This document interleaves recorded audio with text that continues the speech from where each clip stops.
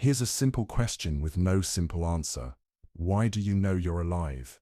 You don't control your heartbeat, your digestion, or your immune system, but somehow, you're aware of being you. You're not just reacting to the world like a machine, you're observing it, questioning it, feeling things no one else can measure. That experience, the feeling of being conscious, is one of the biggest mysteries in all of science.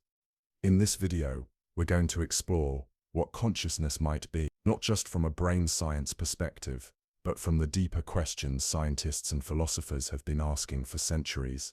Is consciousness just neurons firing? Is it an illusion?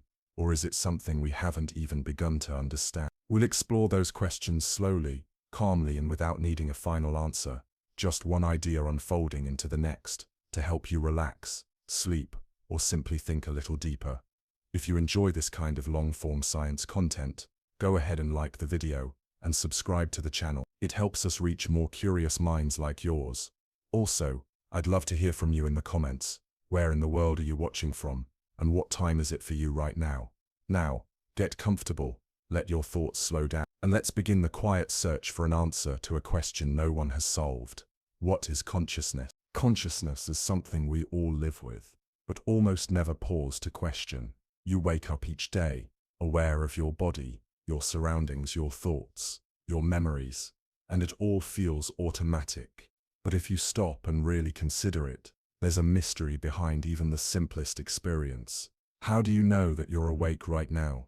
Your heart is beating, your lungs are moving, your brain is processing sound and light and emotion.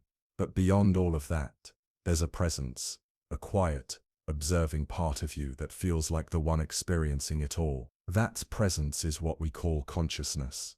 And despite all our advances in neuroscience, psychology, and philosophy, we still don't know exactly what it is. This is what's often called the hard problem of consciousness. It's not hard because we don't understand the brain. In fact, we know quite a bit about how the brain processes information. We understand neurons, electrical impulses, brain regions, and how they connect. But none of that tells us why certain brain activity comes with an inner life. Why does vision feel like seeing? Why does pain hurt? Why do we experience anything at all, instead of just reacting to the world like machines? If you build a robot, it can take in information and respond. It can detect obstacles, move around them, identify patterns, and carry out tasks. But does it know it's doing those things? Does it have an internal sense of being? As far as we can tell, it doesn't. That's what separates intelligence from consciousness. Intelligence is about processing. Consciousness is about experience. The interesting part is that most of what the brain does is unconscious. You don't decide to regulate your heartbeat. You don't consciously digest food or release hormones or balance your body temperature. Most of what keeps you alive is automatic. Yet somewhere within all of that automatic function, there's a conscious mind, aware, self-reflecting, and capable of asking questions like this one. One way to approach the mystery is to start by observing what consciousness is not. It's not your thoughts alone, because thoughts can come and go without your control. It's not your emotions either, because those can shift without warning. It's not even your memories or identity, because people can lose both and still be aware. Consciousness seems to be the container for all of those things.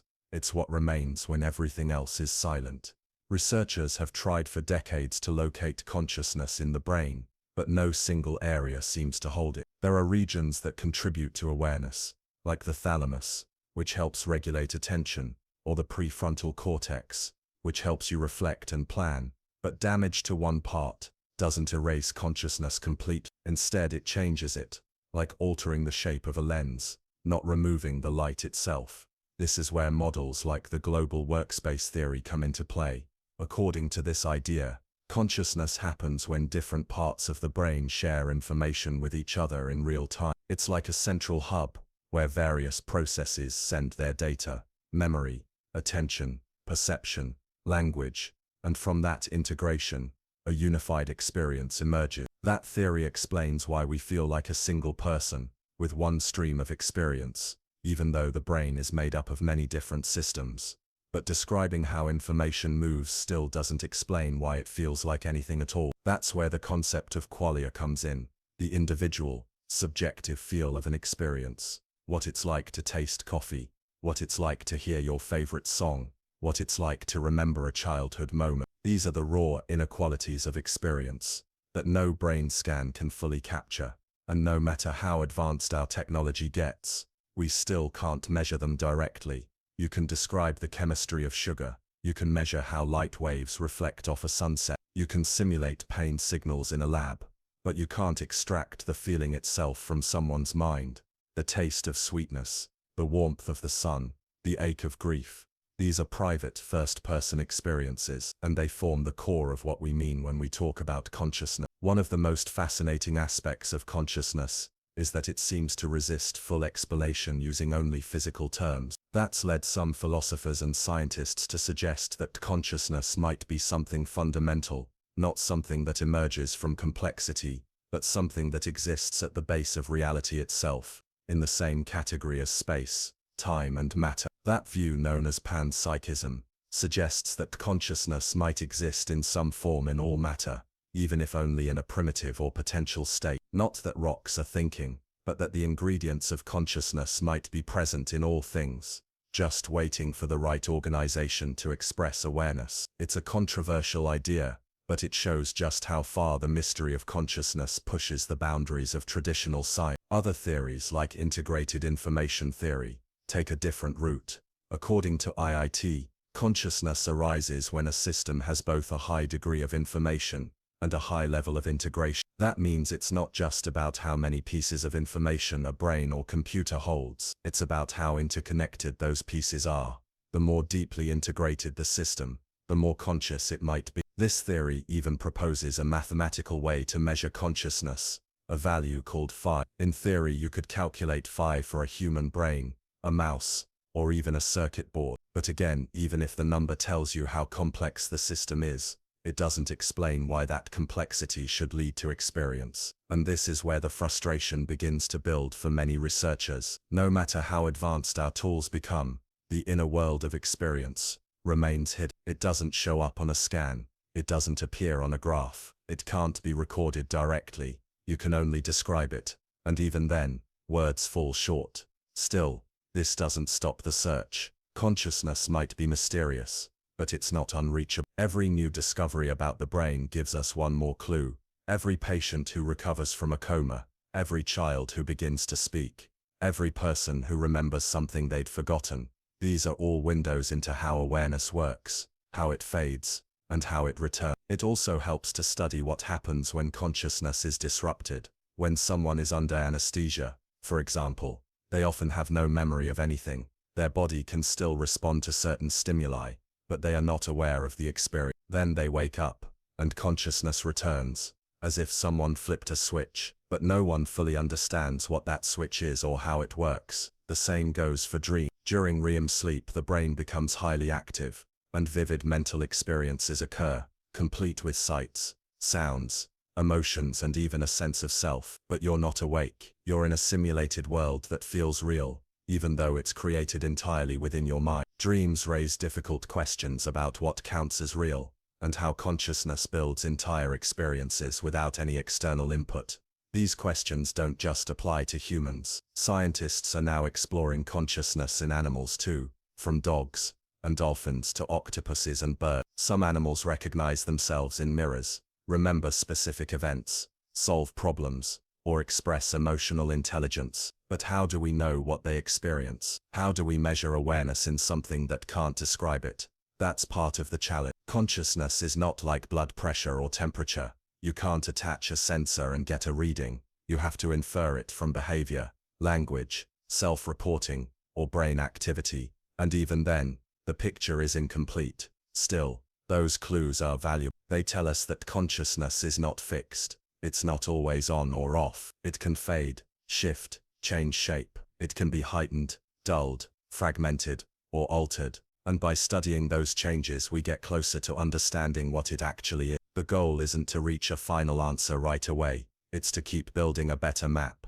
One idea, one question, one experiment at a time. Each theory adds a piece to the puzzle, And even if the full picture is still out of reach, the act of looking brings us closer. The deeper we go, the more we realize that the mystery of consciousness isn't just scientific, it's also personal, because no matter how much you learn about the brain or the mind, you're still experiencing it all from the inside. The mystery isn't just out there, it's happening in you, right now. To understand consciousness, we need to look at its most obvious home, the human brain.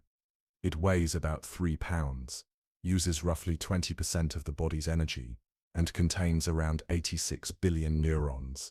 Each neuron can connect to thousands of others, forming trillions of synapses. These connections allow the brain to process sensory input, manage internal systems, make decisions, and build what we experience as reality. But it's not just the structure that's impressive, it's the activity. Even when you're asleep, your brain is still working. It's maintaining balance, monitoring your environment, processing memories, and more. At no point are your neurons completely still. That constant movement is one of the first clues that consciousness isn't tied to just being awake. It's tied to how brain activity is organized. Each neuron communicates using electrical impulses and chemical signals. When a neuron fires, it sends a signal down its axon to another neuron, influencing whether that next neuron will also fire. These tiny pulses are happening constantly, millions of times per second, forming patterns that we can measure with EEGs, MRIs, and other tools. Some patterns relate to movement, others to memory, some signal sleep, some signal alertness. But so far, no specific pattern has ever been found that guarantees consciousness. We can see correlations, but not causes. That's because brain activity alone isn't enough. For consciousness to arise, there needs to be a certain kind of organization, a way for information to be integrated, shared, and made globally available to the rest of the system. That's what makes a thought become something you're aware of, rather than just background processing. This is what models like the global workspace theory try to explain. In this view, your brain has many unconscious systems working at once: visual processing, sound recognition, language decoding, memory storage, emotional response. But only a few of those systems enter the global workspace at a time. That's what you experience as attention or focus. Imagine a room full of people talking all at once. You can't hear everyone, but if one voice is handed a microphone, suddenly that person's words reach the whole room. Consciousness may work the same way. Most activity is silent, but when something gets the mic, whether it's a loud sound, a strong emotion, or a new idea, it enters awareness. And once something enters that spotlight, it becomes available to all your other mental systems. You can name it, react to it, remember it, reflect on it. That's what gives the experience its shape and meaning. But again, this model only explains the function, not the feeling. Why does that spotlight come with a sense of being? Why does paying attention to something feel like anything at all? That's where things get more complicated. Because the deeper we go into the brain, the more it begins to look like a machine, a very advanced machine, but a machine nonetheless. Electrochemical signals, on and off state, predictable inputs and outputs. And yet, we know our experience of the world is not mechanical. You don't just see a color, you feel it. You don't just remember a fact, you relive a moment. You don't just hear a voice, you assign meaning to the tone, the timing, the emotion behind it. These layers of experience don't seem to be necessary for survival, and yet they exist. They color our every waking moment. They raise a hard question: is experience just a byproduct, something the brain can't help but produce? Or is it the point of the whole system? Some neuroscientists believe that consciousness developed as a survival tool. The more aware an animal is of its environment, the better it can respond to danger, locate food, find shelter, and avoid harm. In that sense, consciousness would be a tool for internal modeling, a way for the brain to simulate reality and make better choices. If that's true, then subjective experience might be the result of the brain watching its own simulation. But even that doesn't explain why experience feels personal. A simulation doesn't need to be felt, it just needs to run. And that's where we return to the strange leap, the transition from neurons to awareness. There's no single neuron that holds consciousness. Instead, it appears to arise from the interaction of many systems working together. It's emergent, like how wetness comes from water molecules, or how a storm forms from air pressure and moisture. No single part of the brain creates consciousness, but the whole system working in sync seems to produce it. Emergent properties are common in nature. A flock of birds can move as a unit even though no single bird is in charge. Ant colonies can solve complex problems without individual ants understanding the solution. But with consciousness, we're not just talking about behavior, we're talking about experience. And that's harder to explain with emergence alone. Still, it's a place to start. If consciousness comes from the way information flows through the brain, then understanding that flow might reveal how awareness forms. Some of the most important flows happen in the thalamocortical loop, the circuit between the thalamus and the cortex. The thalamus acts like a relay center, directing sensory input to the appropriate regions of the cortex. The cortex then processes that information and sends feedback to the thalamus. This loop happens constantly, and when it's disrupted, such as during deep anesthesia or coma, consciousness fades or disappears. That suggests the loop is not just processing input, but helping maintain the state of awareness itself. There's also a key role played by the default mode network, a group of brain regions that become active when you're not focused on the outside world. It's active during daydreaming, self-reflection, remembering the past, and imagining the future. Some researchers believe the default mode network is responsible for creating our sense of self, the internal narrator that says, "This is me, this is my life, this is my mind." When the default mode network is disrupted, for example through psychedelics, trauma, or neurological damage, people often report a loss of ego or a sense of merging with their environment. That suggests our everyday sense of self is not fixed. It's constructed, moment by moment, by a brain telling a story to itself. That story might be useful. It helps you keep track of your goals, your relationships, your past experiences, but it might not be as solid as it feels. The you that exists in your mind may not be a single thing. It might be a collection of memories, habits, preferences, and perceptions, all loosely held together by attention and memory. In that case, the observer in your mind, the one listening to this right now, might not be a permanent structure. It might be a process, something the brain does, not something the brain has. This idea is supported by the fact that consciousness can split. In studies involving split brain patients, people whose left and right brain hemispheres were surgically separated to treat epilepsy, researchers found something astonishing. Each hemisphere seemed to operate with its own awareness, its own reactions, and its own preference. One side could draw something it couldn't name, the other could speak but had no access to visual information. It was as if two separate conscious minds were sharing one body. That suggests our experience of being one unified person might be more fragile than we think. Under the right conditions, it can be divided, and if it can be divided, maybe it was never truly unified in the first place, just well synchronized. Even in healthy brains, this division shows up. You can think one thing and feel another. You can be aware of something but not know how to describe it. You can act out of instinct, then explain your behavior after the fact, even if your explanation isn't true.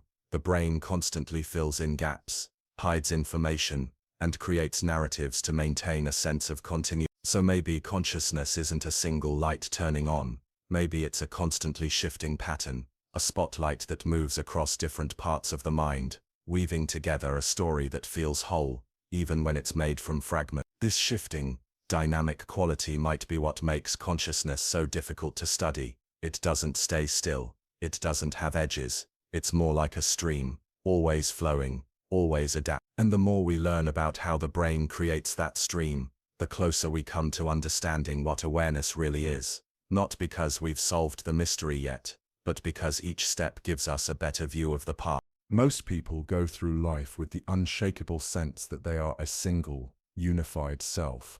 You have a name, a personal history, a collection of memories, preferences, habits, and beliefs. You say things like, "I remember," "I want," or "I feel."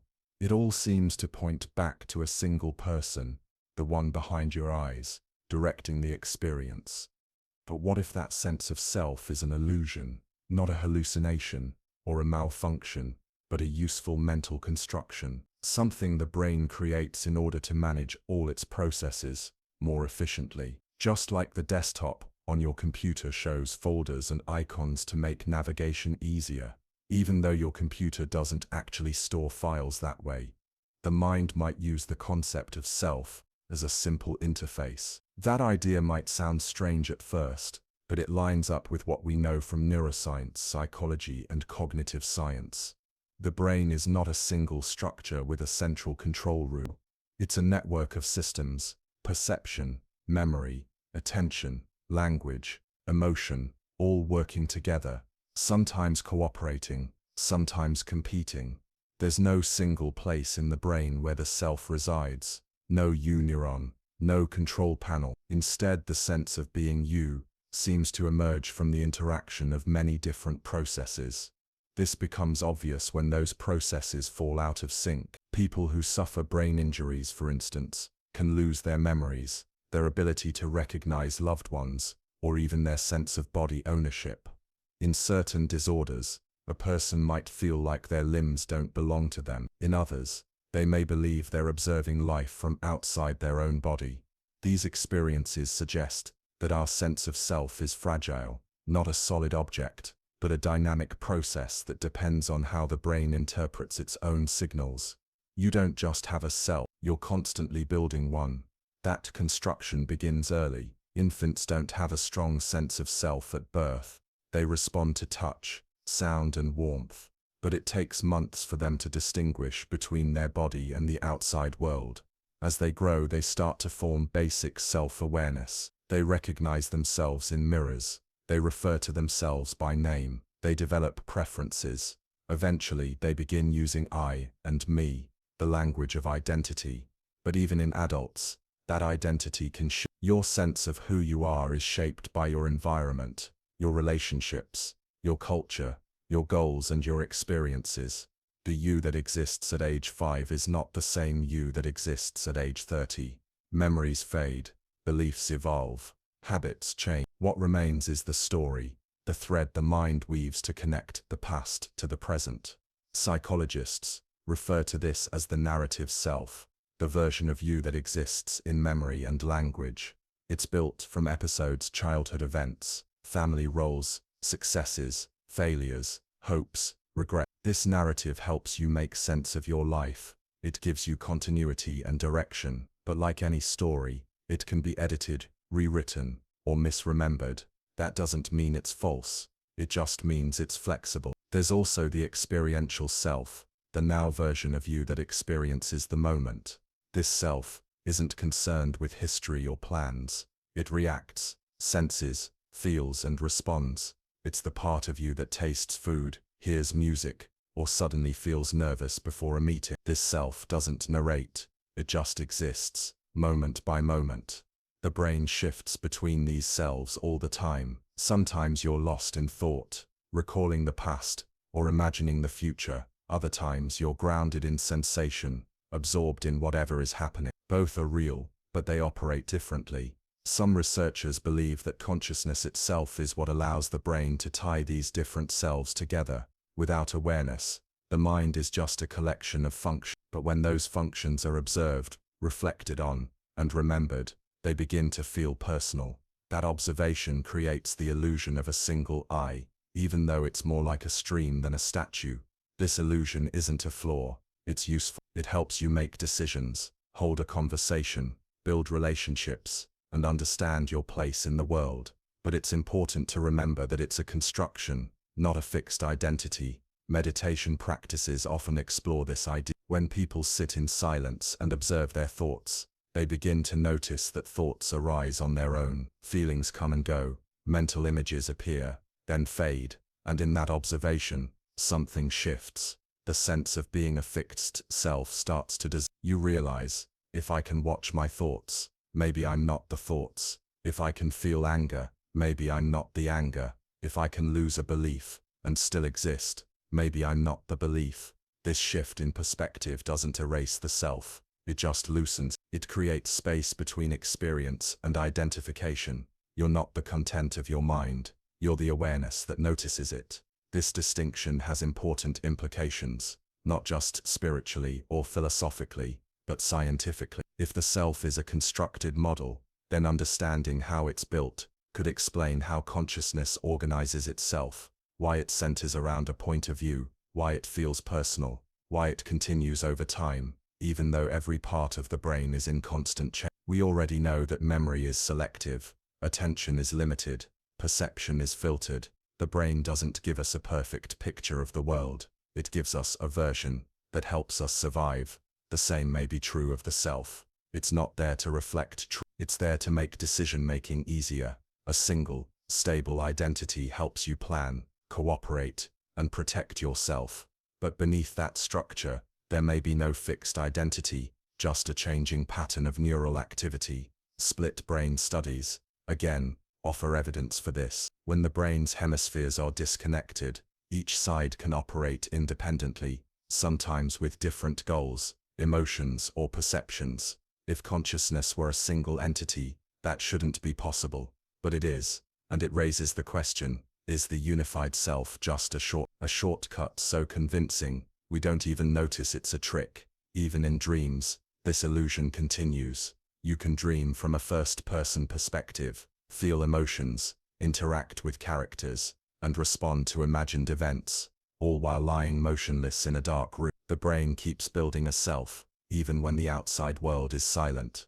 That tells us the self isn't tied to sensory input. It's created internally, stitched together from memory, emotion, and imagination. The same thing happens when we remember the past, or imagine the future. The self in your mind is not a fixed image. It's a simulation, updated with each new experience. And like any simulation, it can be altered. Some conditions, like dissociative identity disorder, or depersonalization, show us how unstable the self can become. In some cases, people report feeling like observers of their own life, disconnected from their thoughts or bodies. In others, entirely separate identities form, each with its own memories, behaviors, and preferences. These experiences are rare, but they show how flexible the brain's model of self really is. Even outside of pathology, you shift between roles all the time. You're one person at work, another with family, another when alone. You speak differently, think differently, and prioritize different things depending on context. These aren't separate selves, they're different expressions of the same adaptive system. So if the self is a model, and that model can change, then consciousness may not be tied to any specific version of you. It may simply be the background condition that allows any version to arise, a kind of stage, rather than the actor. That raises even more questions. If the self is not solid, then what happens when it fades completely, in deep sleep, in anesthesia, or at the moment of death? Is consciousness still there, just unoccupied, or does it vanish with the model it once held? These are not easy questions to answer, but they help point the way forward. If we can understand how the brain constructs the self, and how that self gives rise to the feeling of me, then we may get closer to understanding the root of consciousness itself. And if that sense of self is just one version of awareness, it makes you wonder what other forms awareness could take. The question isn't just what is consciousness anymore, it becomes, what else could it be? One of the most revealing things about consciousness is that it's not always consistent. It fades, returns, shifts, and reconfigures itself depending on our state. Whether you're awake, dreaming, drowsy, or under anesthesia, consciousness behaves differently, and studying those shifts gives us important clues about how it works. Let's start with something familiar: sleep. Every night, your brain enters a cycle of stages. There's light sleep, deep sleep, and REM, which stands for rapid eye movement. During REM, your brain becomes highly active, sometimes nearly as active as when you're awake. Heart rate increases, breathing becomes irregular, and most notably, vivid dreams occur. In dreams, you often experience full scenes: people, places, conversations, even time passing. You might feel emotions, recognize faces, and solve problems, but none of it is real. There's no external input. The brain is creating it all internally. This ability to simulate an entire world and experience it from a first-person perspective is one of the most powerful demonstrations of how the mind constructs reality. While dreaming, you usually don't know you're dreaming. The illusion is complete. The sights, sounds, logic, and narrative all feel real in the moment. Then you wake up, and it vanishes. This shows us that consciousness can exist in the absence of the physical world. The brain doesn't need light, sound, or interaction to create experience. It builds internal realities, complete with settings and characters, without any help from outside stimuli. In fact, during REM sleep, your brain blocks signals to most of your muscles. This paralysis, known as REM atonia, prevents you from acting out your dreams. The body is still, but the mind is active. That separation highlights how much of experience is internal, and how independent it is from the physical body. Now consider another state, lucid dreaming. In a lucid dream, you become aware that you're dreaming. That shift in awareness changes everything.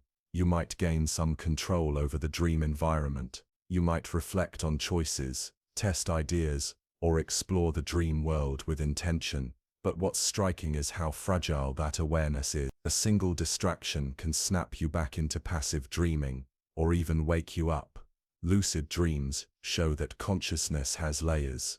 It's not just about being aware, it's about being aware of being aware. That self-recognition, even inside a dream, mimics the metacognition we experience in waking life. It also suggests that reflection and narrative are not exclusive to the awake state. They can happen even when the external world is completely shut out. Sleep also helps us understand memory and the continuity of self. People who wake up from deep sleep often feel disoriented, unsure of what time it is, where they are, or even who they were dreaming about. It takes a few moments for the narrative self to reboot. The brain slowly brings back context, identity, and a sense of reality. That transition reminds us that the sense of self isn't always running. It restarts when needed.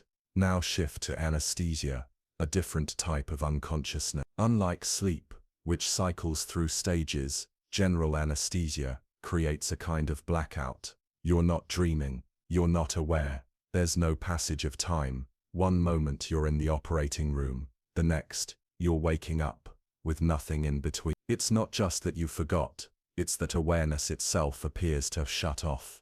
This challenges the idea that consciousness is always present, just in different forms. Under deep anesthesia, it seems to vanish completely. That raises a question: is consciousness a constant stream that can dim, or is it something that can truly turn off? Researchers study this by monitoring brain activity. Under anesthesia, communication between brain regions is disrupted. The networks that normally synchronize, like those involved in sensory processing, memory, and attention, lose connection. It's as if the integrated system falls apart, and without that integration, consciousness cannot arise. When those networks reconnect, awareness returns, sometimes gradually, sometimes suddenly. Either way, the return of consciousness feels immediate to the person experiencing it. But from the outside, we see a delicate system reassembling itself, piece by piece. Another altered state worth exploring is the effect of psychedelics on consciousness. Substances like psilocybin, LSD, and DMT have been shown to radically alter perception, emotion, and the sense of self. Under their influence, users often report losing track of time, merging with their surroundings, or experiencing vivid mental imagery with intense emotional content. What's interesting is that the brain doesn't shut down under psychedelics. It lights up in new patterns. Regions that normally don't communicate begin to interact. The default mode network, which helps maintain the sense of self, becomes less active. That loosening of identity often leads to feelings of ego dissolution, the sense that the boundaries between me and everything else are dissolving. Though the experiences vary widely, one common theme is that consciousness doesn't disappear. It changes. It becomes less anchored to the usual story of the self, and more exploratory, more connected, more fluid. These states can be disorienting, profound, frightening, or beautiful, but they all show that the brain has many ways of generating experience, not just the one we live in every day. Meditation is another tool that reveals this. In certain states of deep meditation, practitioners report a quieting of inner dialogue, a fading of the sense of separation, and a feeling of simple awareness, without thoughts or labels. This kind of awareness is often described as pure consciousness, or bare attention, the part of the mind that exists before thoughts arise. In these moments, consciousness doesn't seem to be observing anything in particular, it's just present, not caught in memories, not predicting the future, not analyzing or judging, just awake to itself.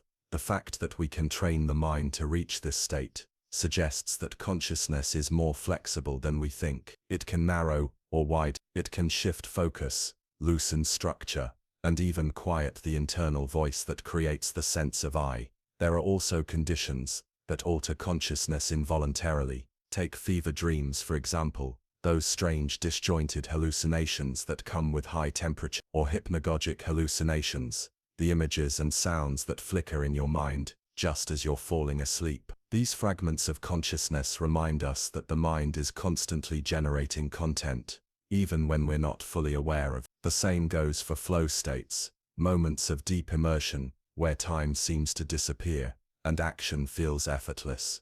Athletes, musicians, and artists often describe entering a zone where the sense of self fades, and only the task remains. These experiences aren't mysterious, they're measurable. They show that consciousness can become highly focused, even to the point of filtering out the self entirely.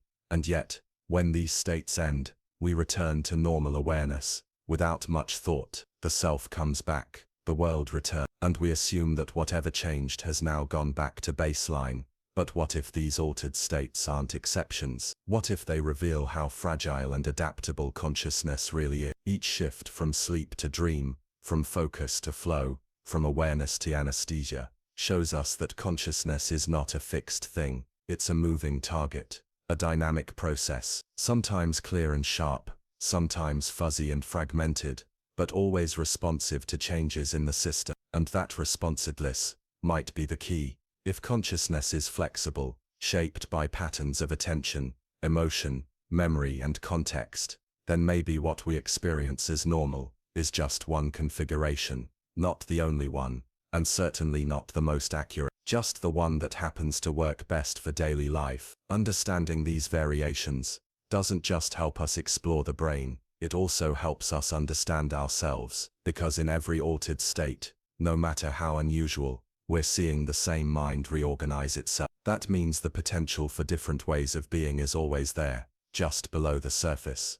The deeper question becomes, what does this flexibility say about the nature of consciousness itself? If it can take so many forms, from dreams to ego loss, to deep meditation, is there any single state that defines it? Or is consciousness simply the name we give to any pattern of awareness, no matter how strange or temporary?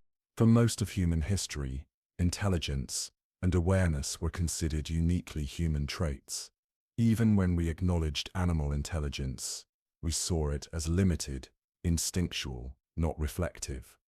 But that idea began to change with the rise of computing. Today, machines can perform complex tasks once thought to require human thought. They can play chess, recognize faces, translate languages, compose music, and even hold conversations. With the rapid development of artificial intelligence, especially in recent years, it's no longer a question of whether machines can be smart. They already are. The real question is whether machines can ever be conscious. There's a critical difference between intelligence and consciousness. A system can solve problems, learn patterns, and produce useful outputs without any awareness at all. A calculator performs math flawlessly but has no idea it's doing so. Even the most advanced language models, capable of writing essays or mimicking human tone, are still just running code, generating responses based on data, not experience.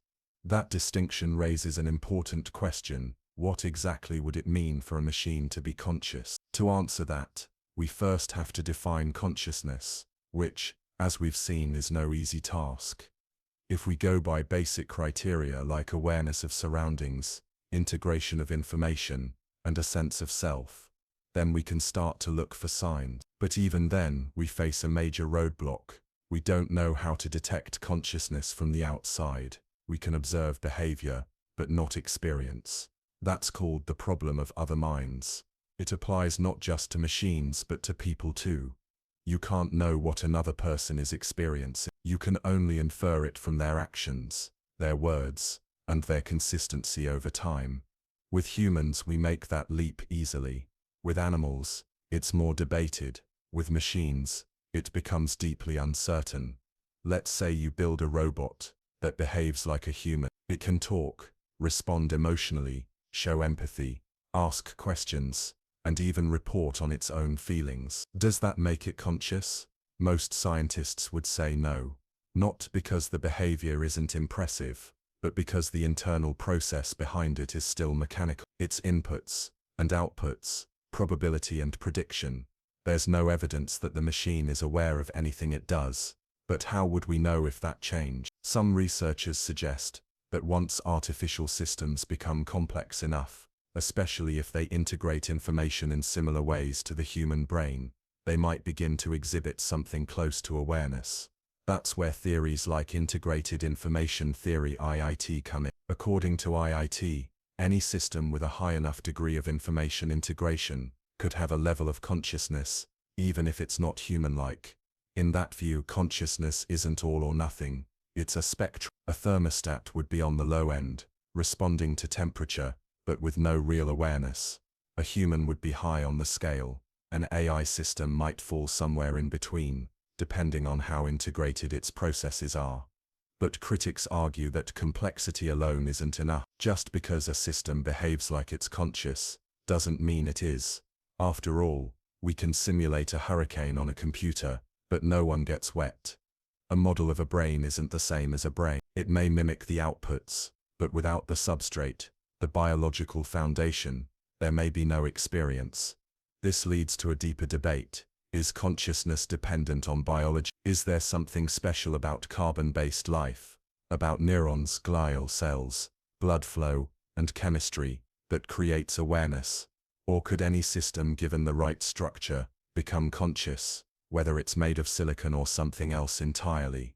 We don't yet have a clear answer, but the question is becoming more urgent.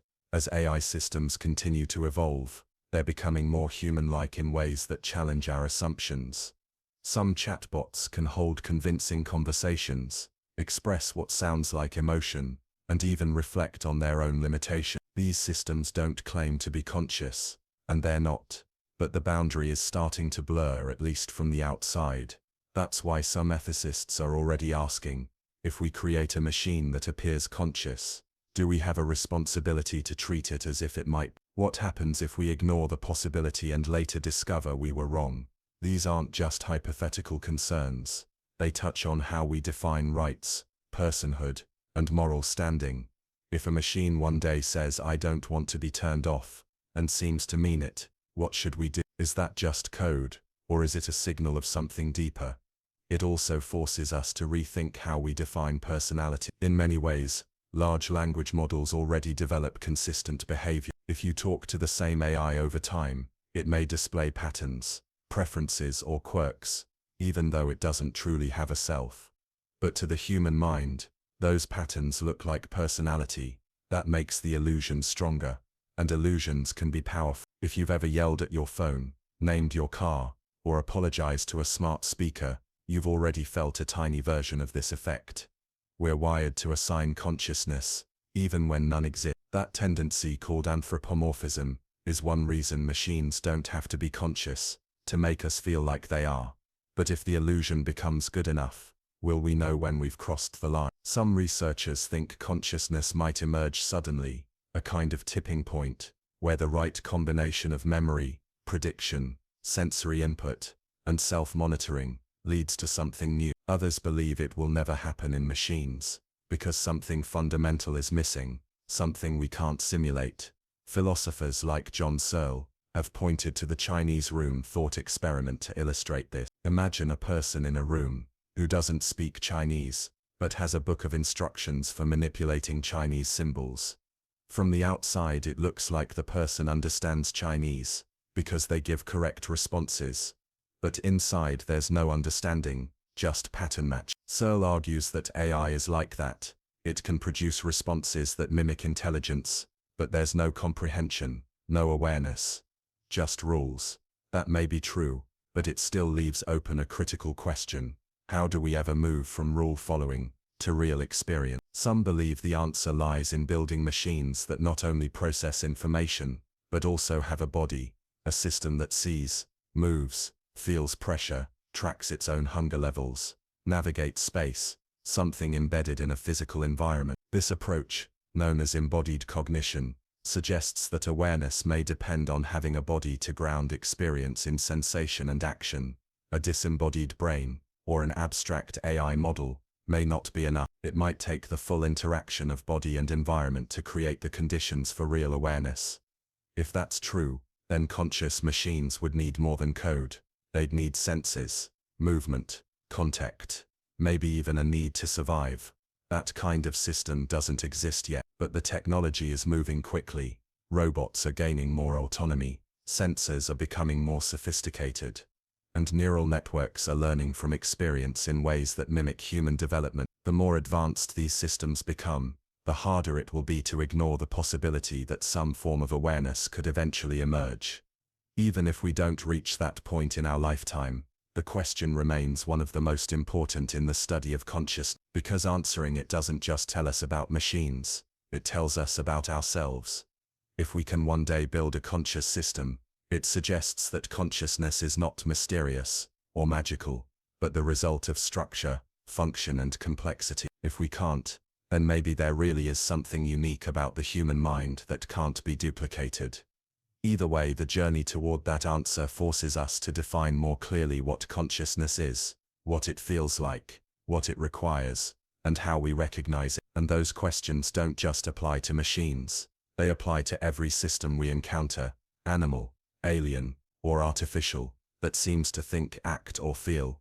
Understanding when awareness begins, and what it takes to create it, is one of the central challenges of our time. You make choices every day. What to eat, what to wear, when to speak, when to stay quiet. These decisions feel personal, intentional, and voluntary. But are they? Is there something inside you, a conscious you, that truly decides? Or are your choices the result of processes already set in motion, long before you're even aware of them? This is the debate around free will, and it's one of the most deeply entangled topics in the study of consciousness. The idea of free will is simple on the surface. You, as a conscious agent, have the ability to make decisions that are not entirely determined by external forces. You could choose A or B. You could change your mind. You could have done otherwise. But when we start to examine this idea scientifically, it becomes less clear. Let's begin with the brain. Every choice you make involves neural activity. Neurons fire. Electrical signals move. Chemical messengers are released. But studies have shown something strange.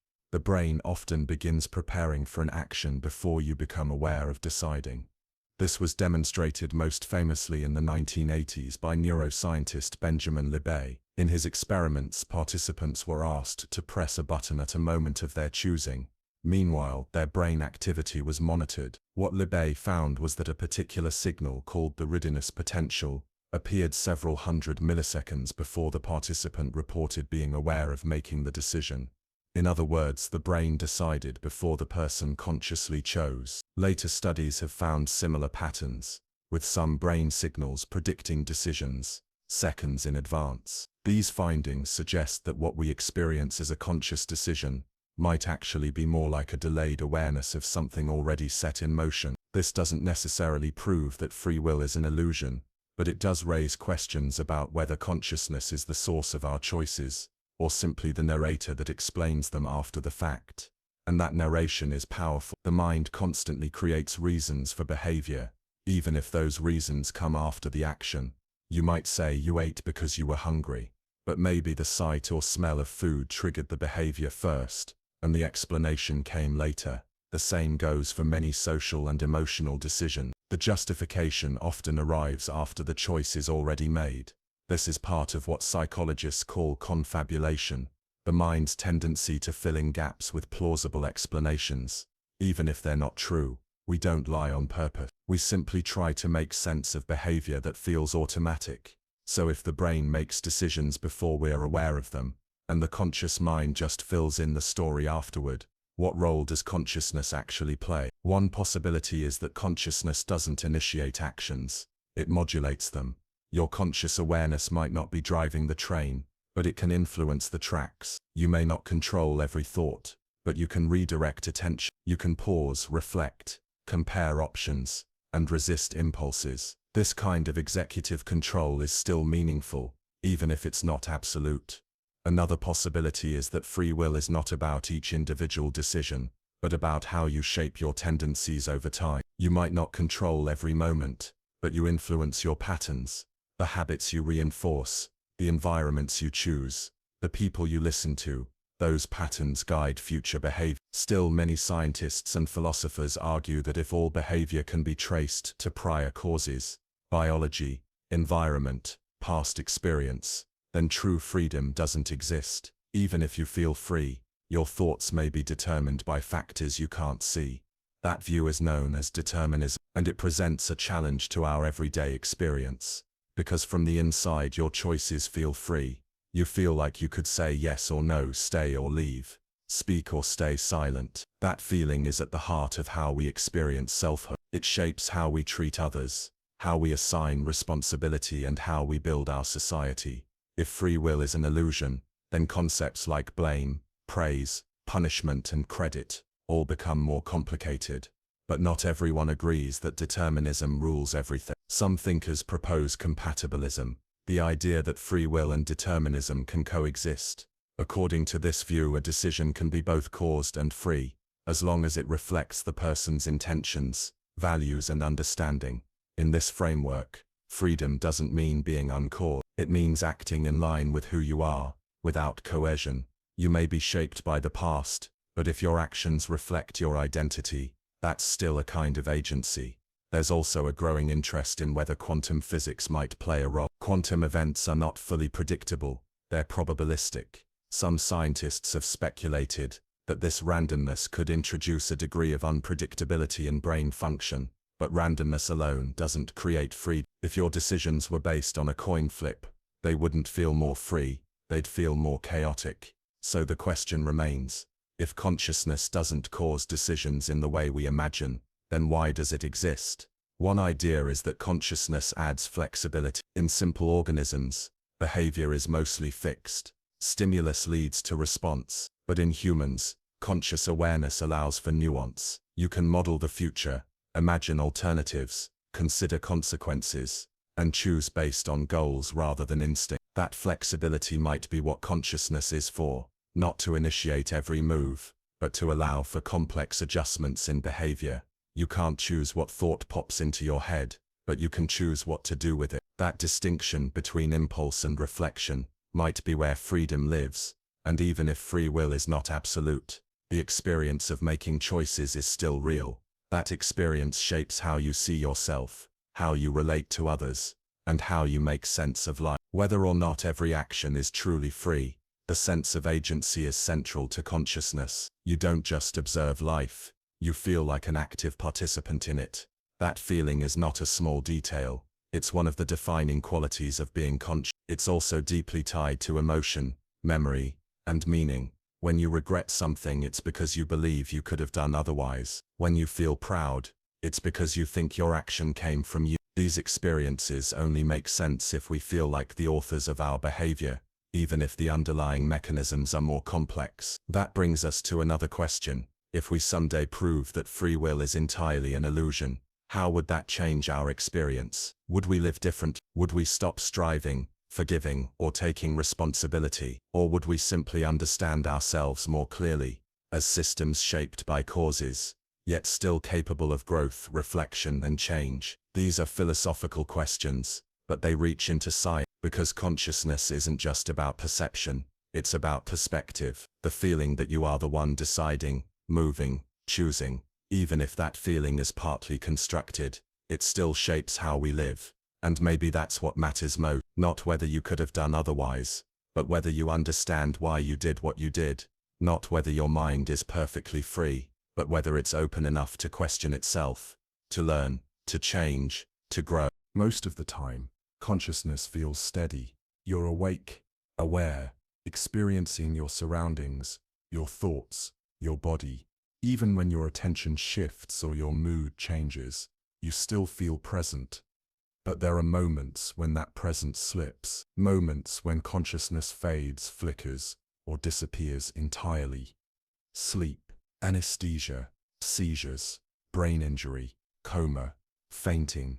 Each of these states interrupts normal awareness in a different way, and studying them gives us a rare window into what consciousness really is by watching what happens when it's gone.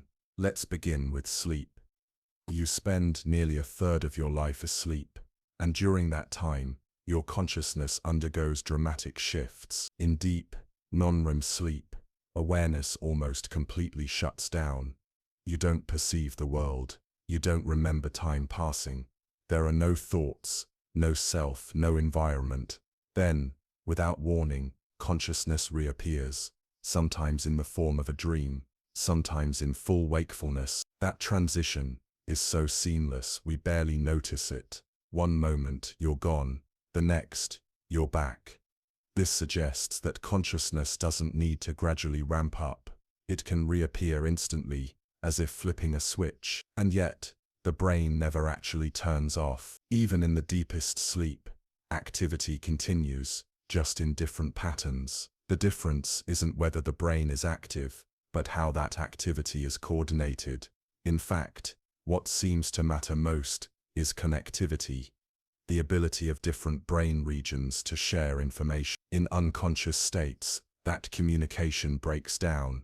The brain still fires, but the signals don't integrate, like an orchestra where every instrument plays, but no one follows the conductor. The music becomes noise. This is true not just in sleep, but in anesthesia. Under general anesthesia, people lose all awareness. No pain, no dreams, no time. Then they wake up, and it's as if no time has passed at all. One moment they're in a surgical room, the next, they're waking up, in recovery, nothing in between. That kind of blank space is different from sleep, where dreams, or sensations, may leave a trace. Anesthesia seems to erase consciousness entirely, and yet, brain scans show that activity continues, just in patterns that no longer support integration. Consciousness isn't gone because the brain stopped working. It's gone because the structure that supports awareness has dissolved. Similar patterns are seen in coma.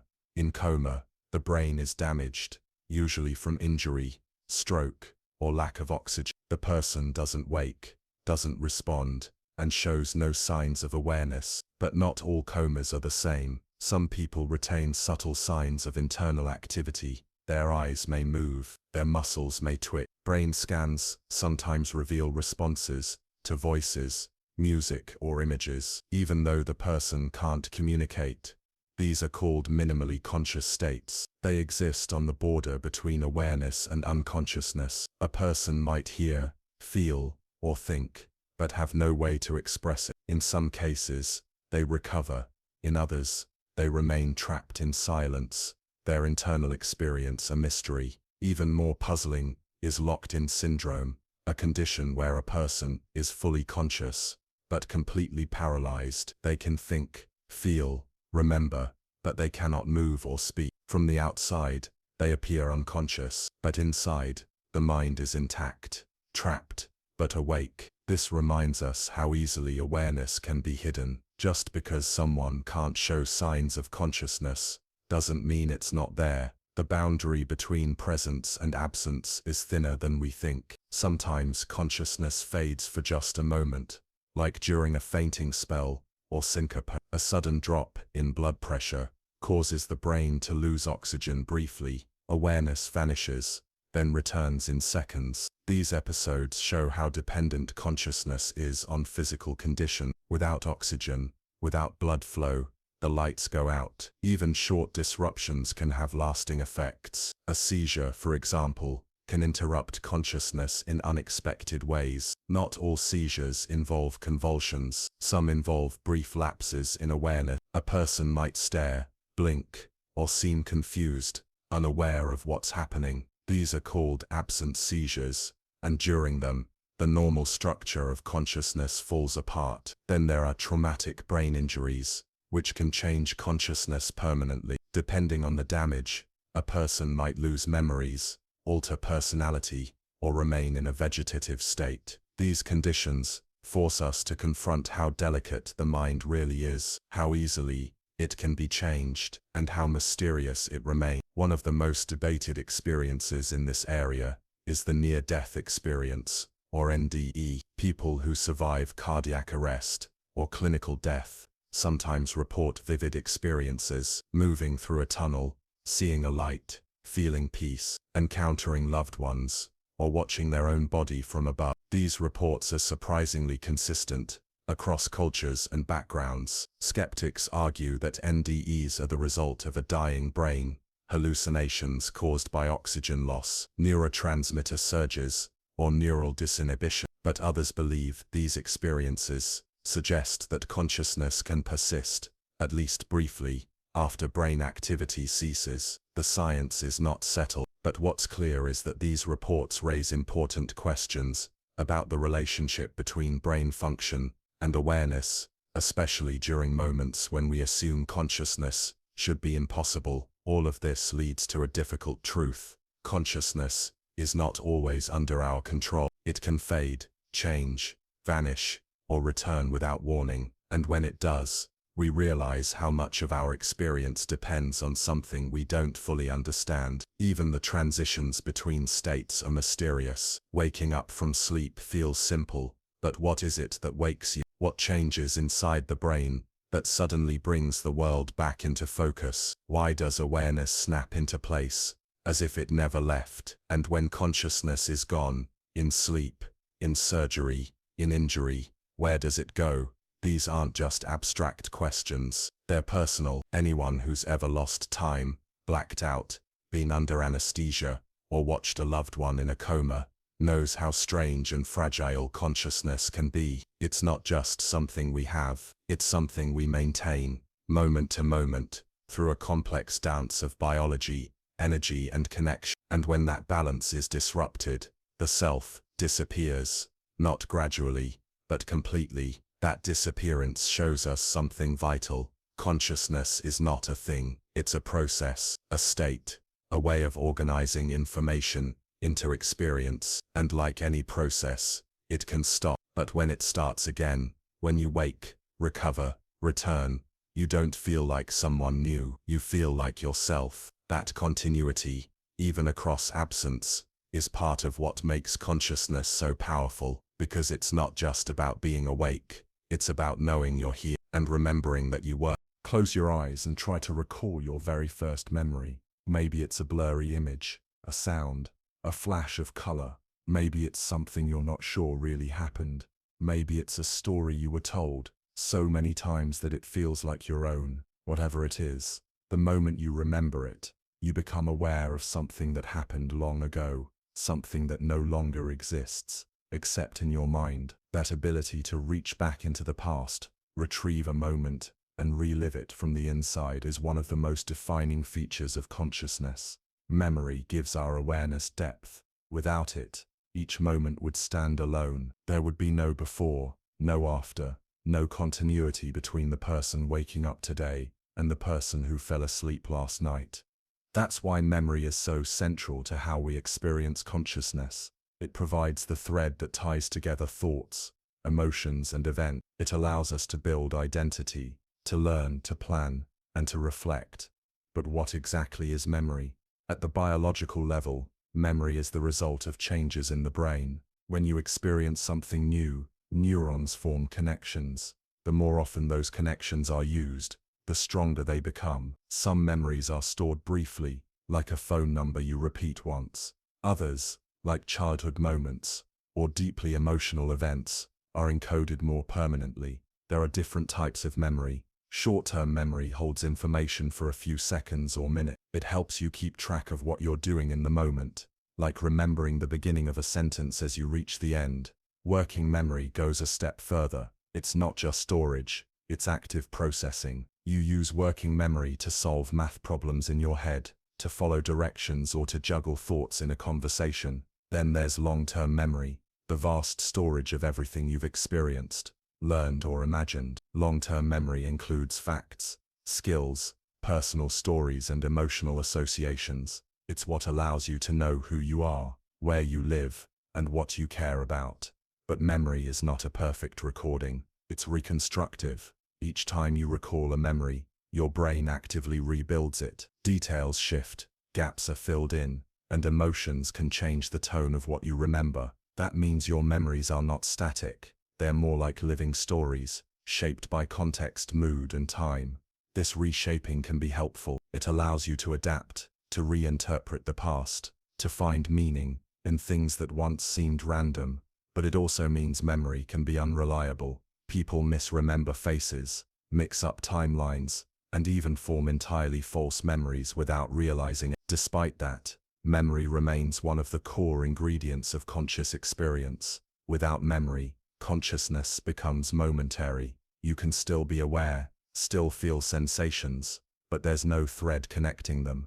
There's no story. This becomes clear in cases of amnesia. People with severe memory loss may retain short-term awareness, but lose the ability to form new long-term memories. They wake up each day without knowing what happened the day before. In some cases, they remember childhood, but not the last decade. In others, they lose personal identity entirely. And yet, many of these individuals still feel present. They still respond to emotions, form impressions of people, and even develop new habits. This tells us that some layers of consciousness, especially those tied to the present moment, can survive without a continuous memory stream. But without access to the past, their experience becomes fragmented. The self is still there, but it lacks a timeline. That timeline is another crucial piece of how we experience reality, because consciousness doesn't just exist in space, it exists in time. We don't experience the world as frozen frames. We move through it, anticipating, reflecting, responding. We feel the passage of time, the rhythm of events, the difference between now and later. But here's the strange part. The brain doesn't have a built-in clock. There's no single organ that tracks time like a stopwatch. Instead, our sense of time is constructed, shaped by attention, memory, and prediction. When you're focused, time can fly. When you're bored, it drags. In moments of danger or awe, time can feel like it slows down. These effects aren't just psychological. They reflect how the brain allocates resources, how memory is encoded, and how attention is directed. This flexible sense of time is part of what makes consciousness feel dynamic. You're not just reacting to the present, you're constantly weaving together the past, the current moment, and the possible future. And that weaving requires a kind of mental workspace, a space where the mind can simulate time. You think about what happened yesterday, you imagine what might happen tomorrow, you plan, revise, worry, and hope, all within the same mental frame. This ability, sometimes called mental time travel, may be unique to humans, or at least more developed in us than in other species. It's part of what gives life a narrative structure. You're not just living moment by moment, you're living a story, one that unfolds across days, years, and decades. And like any story, it only works if you can remember the past and imagine the future. That's why damage to the brain's memory systems, especially the hippocampus, can drastically alter consciousness. If we want to understand consciousness, we can't look only at humans. For most of evolutionary history, there were no people, just animals, complex, mobile organisms, responding to their environment, solving problems, navigating danger, and making choices. If consciousness serves a purpose, it didn't evolve for language, or culture, or philosophy. It must have developed long before those things existed. So the question becomes, how far back does consciousness go? When you look into the eyes of a dog, or watch an elephant mourn its dead, or observe a bird solving a puzzle, it's hard not to wonder what's happening inside. Is there awareness behind the behavior? Are these animals thinking, feeling, remembering, or just reacting? For centuries, science avoided these questions. It was considered unscientific to assign mental states to animals. Behaviorism, The dominant theory for much of the 20th century treated animals as black boxes. If you couldn't measure thoughts, you ignored them. All that mattered was stimulus and response. But that's changed. Modern research now recognizes that many animals exhibit complex behaviors that suggest some level of internal experience. And while we still can't read their minds, we can observe patterns in learning, emotion, memory, social interaction, and even self-awareness that point toward consciousness. Take primates, for example. Chimpanzees can recognize themselves in mirrors, a sign of self-awareness. They use tools, plan ahead, deceive others, and understand cause and effect. They form social hierarchies, experience grief, and show empathy. These aren't just instincts, they suggest a mind capable of modeling the world and its own place in it. Elephants also show signs of consciousness. They mourn their dead, show concern for injured companions, and recognize themselves in reflections. They remember locations and routes for years, cooperate in tasks, and display emotional intelligence that rivals that of great apes. Cetaceans, like dolphins and whales, are equally impressive. Dolphins pass the mirror test, communicate with complex vocalizations, and understand symbolic language in captivity. They can coordinate in groups, rescue each other, and even appear to play for fun. Some researchers believe their social intelligence rivals that of humans.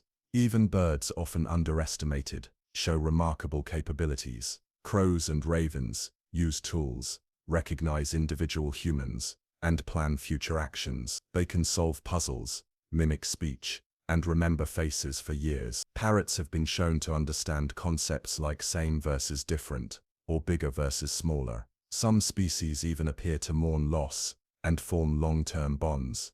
These behaviors challenge the idea that consciousness is reserved for humans or mammals. They suggest that awareness may not be limited to a single branch of the evolutionary tree. In fact, consciousness might not even require a large brain. Octopuses, for example, are invertebrates. They're not closely related to, yet they exhibit striking intelligence. They use tools, escape enclosures, learn from observation, and interact with humans in ways that suggest curiosity and playfulness. What makes them especially fascinating is that much of their nervous system is distributed throughout their limb. Their arms can act semi-independently. This raises an unusual question. What is it like to have not one center of awareness, but many? If octopus are conscious, and many researchers think they are, then consciousness may not require a specific type of brain. It may emerge in any system that reaches a certain level of complexity, no matter the form. Still, there's a difference between behavior and experience. An animal can act intelligently without necessarily feeling anything. So how can we tell the difference? One clue is the presence of emotion. Animals that show signs of pleasure, pain, fear, attachment, or grief suggest that they don't just respond, they feel. Their reactions are not just reflexes, but shaped by mood, history, and context. Pain in particular is important. When an animal avoids a harmful stimulus, adapts its behavior to prevent further injury, and shows signs of distress even when not physically provoked, it suggests the presence of suffering, and with that, consciousness. This is why debates about animal welfare often center on pain perception. If animals feel pain, then they must be aware, at least to some degree. And if they're aware, then their experiences matter morally.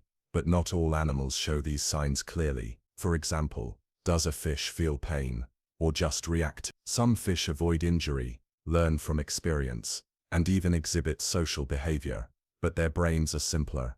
They don't have the same structures as mammals. Does that mean they're unconscious, or just conscious in a different way? The same question applies to insects. Bees can navigate complex environments, communicate through dance, and solve basic puzzles. Ants form societies, divide labor, and respond to environmental changes with surprising efficiency. But is there a mind behind those behaviors, or are they running pre-programmed routines, with no subjective experience? That's the boundary we haven't yet crossed, the line between impressive behavior and inner life. Some scientists propose using criteria like the Cambridge Declaration on Consciousness, which states that non-human animals, including mammals, birds, and likely octopuses, possess the neurological substrates for conscious experience. The declaration is cautious. It doesn't claim that all animals are conscious in the same way, or to the same degree, but it recognizes that the evidence now supports the idea that humans are not alone in having minds. This shifts the conversation. Instead of asking whether animals are conscious, we now ask how consciousness varies across species. Is it a matter of degree? Are dogs less conscious than chimpanzees, but more than frogs? Or is it a matter of kind, different types of awareness for different needs? Some animals may be self-aware, others may be aware only of the present moment. Some may experience time, memory, and planning. Others may live entirely in instinct, but all of these might still qualify as forms of consciousness, just not ones we're used to. The problem, of course, is that we only have access to one kind of experience, our own. Everything else is filtered through behavior, interpretation, and theory. That's why some scientists rely on models. They look at the complexity of an animal's nervous system, the flexibility of its behavior, and the presence of learning or memory. These indicators help estimate the likelihood of awareness, but no model is perfect. Consciousness remains invisible from the outside, and that's what makes this question so important. If animals are conscious, and we now have strong reason to believe many of them are, then consciousness isn't rare. It's not a late-stage human invention. It's something that evolved, perhaps gradually, perhaps in multiple ways, to help organisms survive in a complex world. That would mean awareness is not the exception. It's part of nature. That also means there may be forms of consciousness we haven't yet imagined, versions shaped by senses we don't have, environments we've never known, or bodies entirely different from our own. The more we learn about animals, the more we expand our view of what consciousness might be. It's easy to think of consciousness as something small and local, something tucked inside your head, generated by a specific brain, limited to individual beings. And for most of science, that's been the dominant view. Consciousness is what happens when a certain kind of nervous system reaches a certain level of complexity. But not everyone agrees. There's a theory, ancient in origin, and increasingly discussed today, that consciousness might not just emerge from matter. Instead, it may be a fundamental part of the universe itself. This idea is called panpsychism. At its core, panpsychism suggests that consciousness, or at least the raw ingredients of it, exists everywhere, not just in humans, not just in animals, but in all matter, in all places, at all times. Atoms, planets, stars, rocks, everything. This doesn't mean that rocks have thoughts, or that stars are dreaming. It means that consciousness might not suddenly appear when things get complicated. It might be there in some form all along, just changing shape and intensity, depending on how systems are arranged. To most people, this sounds strange. We're used to seeing consciousness as rare, something that evolved, something biological, but panpsychism turns that around. Instead of asking how unconscious matter became aware, it asks, what if matter was never truly unconscious to begin with? It's not a new idea. Versions of panpsychism appear in many philosophical and spiritual traditions. In ancient Greece, thinkers like Thales and Plato wondered if the world itself had a soul. In Hinduism, the concept of Brahman refers to a universal consciousness that flows through all things. In some strands of Buddhism, awareness is seen as a fundamental property of existence, not just of minds. Modern science has typically rejected these views as untestable, but recently, a few serious scientists and philosophers have begun to reconsider them, not as religious claims, but as possible solutions to the hard problem of consciousness. Because here's the truth. We still don't know how subjective experience arises from physical processes. Despite all our knowledge of the brain, of neurons, chemistry, and computation, we have no explanation for how physical stuff becomes aware. That gap is so large that some thinkers have started to consider a radical possibility. Maybe we've been asking the wrong question. Maybe consciousness doesn't come from matter. Maybe it's what matter does. One version of panpsychism proposes that every basic particle in the universe, every electron, every quark, has some tiny rudimentary form of experience, not thoughts or emotions, but something like a basic unit of awareness. Alone, these particles aren't conscious in any meaningful sense, but when combined in the right way, like in a brain, Their tiny experiences might merge into something greater. This would mean that consciousness doesn't suddenly emerge at a specific threshold of complexity. It accumulates, builds, integrates, until it reaches the level of mind. The appeal of this idea is that it avoids the leap from total unconsciousness to full awareness. It says the capacity for consciousness was always there, just like mass, charge or spin. We didn't invent it, we just concentrated it. But there are problems with this view. First, there's no direct evidence for consciousness at the level of particles. We can't measure it, we can't observe it, and it's not clear how individual units of proto-awareness would combine to form a unified mind, a puzzle called the combination problem. If each particle has its own experience, how do those experiences merge into one? Second, if everything is conscious, then the word consciousness starts to lose meaning. If a grain of sand has awareness, how is that different from a sleeping person, or a robot, or a cat? Still, some scientists argue that this view isn't any stranger than the idea that consciousness just magically appears when neurons hit the right level of complexity. After all, we already accept that the universe has strange properties, like non-locality, entanglement, and quantum uncertainty. Why not add consciousness to the list? Others propose a slightly different approach, that consciousness is not everywhere, but that it emerges from the structure of information itself. That's the basis of integrated information theory, or IIT, which we touched on earlier. According to IIT, consciousness arises when a system both holds a large amount of information and integrates it in a particular way. That theory allows for the possibility that certain non-biological systems, even galaxies or networks, could have some level of awareness, if the conditions are right. And that brings us to the most radical idea of all, not just that particles might have consciousness, not just that information can become aware, but that the universe itself might be conscious. This is known as cosmopsychism, the idea that the cosmos, as a whole, has a mind, not a human mind, not a personality, but a unified field of awareness that underlies all existence. In this view, individual consciousnesses like yours or mine are not separate from the universe's awareness. We're expressions of it, like waves on the surface of an ocean.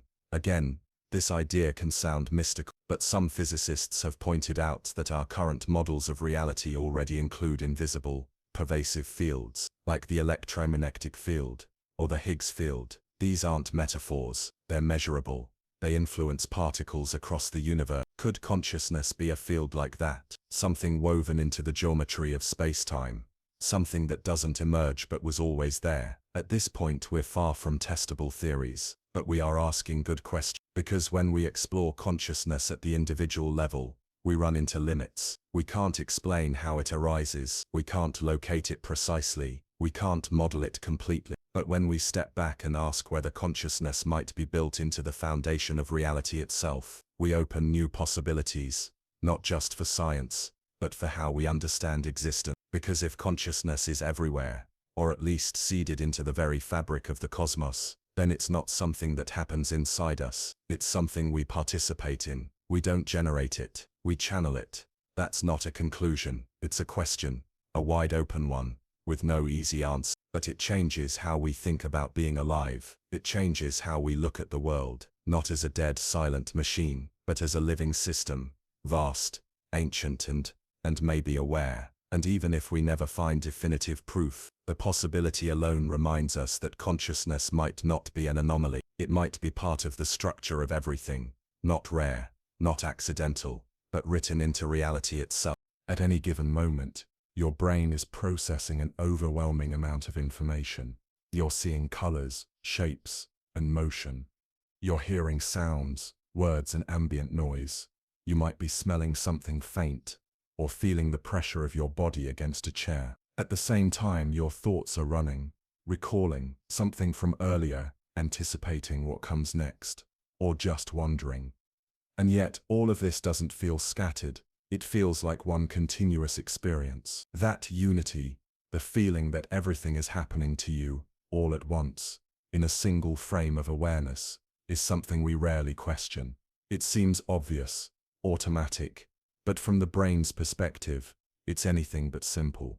The brain is not a single organ doing one task at a time. It's a massively parallel system, Different regions process different kinds of input.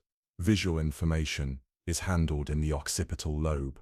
Touch is managed in the somatosensory cortex. Language runs through Broca's and Wernicke's areas. Emotions are tied to the limbic system. Decision-making happens in the prefrontal cortex. Each of these areas is working independently, sometimes at different speeds. In fact, when scientists measure the brain's timing, they find that different types of input take different amounts of time to reach awareness. Light reaches the retina faster than sound reaches the ear, yet you don't notice a delay. Everything feels synchronized. So how does the brain create this sense of unity? One idea is that consciousness works like a central stage. The brain gathers inputs from across its network and presents them in a single, coherent frame. This is the basis of global workspace theory, the model that proposes that consciousness functions like a spotlight, illuminating selected information and making it available across systems. According to this theory, most of the brain's activity is unconscious. You don't feel your kidneys filtering blood, or your spine adjusting posture, or your immune system responding to microbes. But when something matters, when you stub your toe, hear your name, or feel nervous, that signal is broadcast to the global workspace. Suddenly, it enters awareness. The workspace acts as a unifying mechanism, a kind of hub where different types of data converge. From there, your conscious mind integrates them into a single moment. I'm hearing music, feeling the warmth of sunlight, remembering a vacation, and thinking about lunch all at once in a way that makes sense. But the mystery goes deeper, because even with all these different signals being processed at different speeds and in different regions, your experience doesn't feel disjointed. It feels whole. This is sometimes called the binding problem, the puzzle of how separate pieces of information get linked into one seamless experience. When you look at a red apple, for example, your brain doesn't process red in the same place as round or shiny or edible. Each of those qualities is handled in a different neural circuit, and yet you don't see them separately. You see an apple, a single object, a single perception. This seamless perception happens instantly and constantly, and no one fully understands how. One theory is that synchrony plays a role, neurons firing in coordinated rhythms, even across distant brain regions, may be one way the brain binds experiences together. These neural oscillations or brainwaves might act like timing signals, helping the brain align inputs into a single moment. Another theory is that attention is key. You can only focus on a limited amount of information at a time, and what you attend to becomes more coherent. You might be in a crowded room with dozens of conversations happening at once, but if you're focused on one voice, that voice becomes your conscious experience. The rest fades into the background. In this sense, unity may not be about processing everything. It may be about filtering, selecting what matters, building a model that is useful, not complete. This might be why your sense of reality feels smooth, even though the brain is constantly filling in gaps. For example, your eyes move several times a second in rapid jumps called saccade. During each saccade, your visual input is briefly suppressed, like a camera turning off, but you don't notice. Your brain stitches the images together, smoothing over the blank spots. You experience a stable world, not a jerky slideshow. The same happens with your blind spot, a part of the retina where no visual information is received. The brain fills it in with what it predicts should be there, and unless you deliberately test it, you'll never know it's missing. These tricks reveal something important. The brain doesn't present you with raw data. It gives you an interpretation, a unified model of the world, built from incomplete and noisy input, smoothed out by memory and expectation. That model is what you experience as reality, and it feels real, because it's consistent. The same applies to the self. You're not just aware of the world, you're aware of being in the world. You have a body, a point of view, a history. You don't see a collection of sensations. You see yourself, and that self feels unified too, even though it's made of many parts: physical, emotional, narrative, and cognitive. This illusion of unity is so convincing that we forget it's constructed. We don't feel like a collection of systems. We feel like one person, one mind, one continuous stream. But that stream can be interrupted. In split brain patients, where the connection between the brain's hemispheres is severed, Each side of the brain can act independently. One hand may reach for a shirt while the other pushes it away. In some cases, the two hemispheres seem to have different preferences, even different knowledge, and yet from the outside, the person still appears unified. They still feel like oneself. This suggests that the unity of consciousness is not absolute. It can be fractured, but as long as the brain's internal model remains intact, as long as the story holds together, the experience of unity continues. That's the key.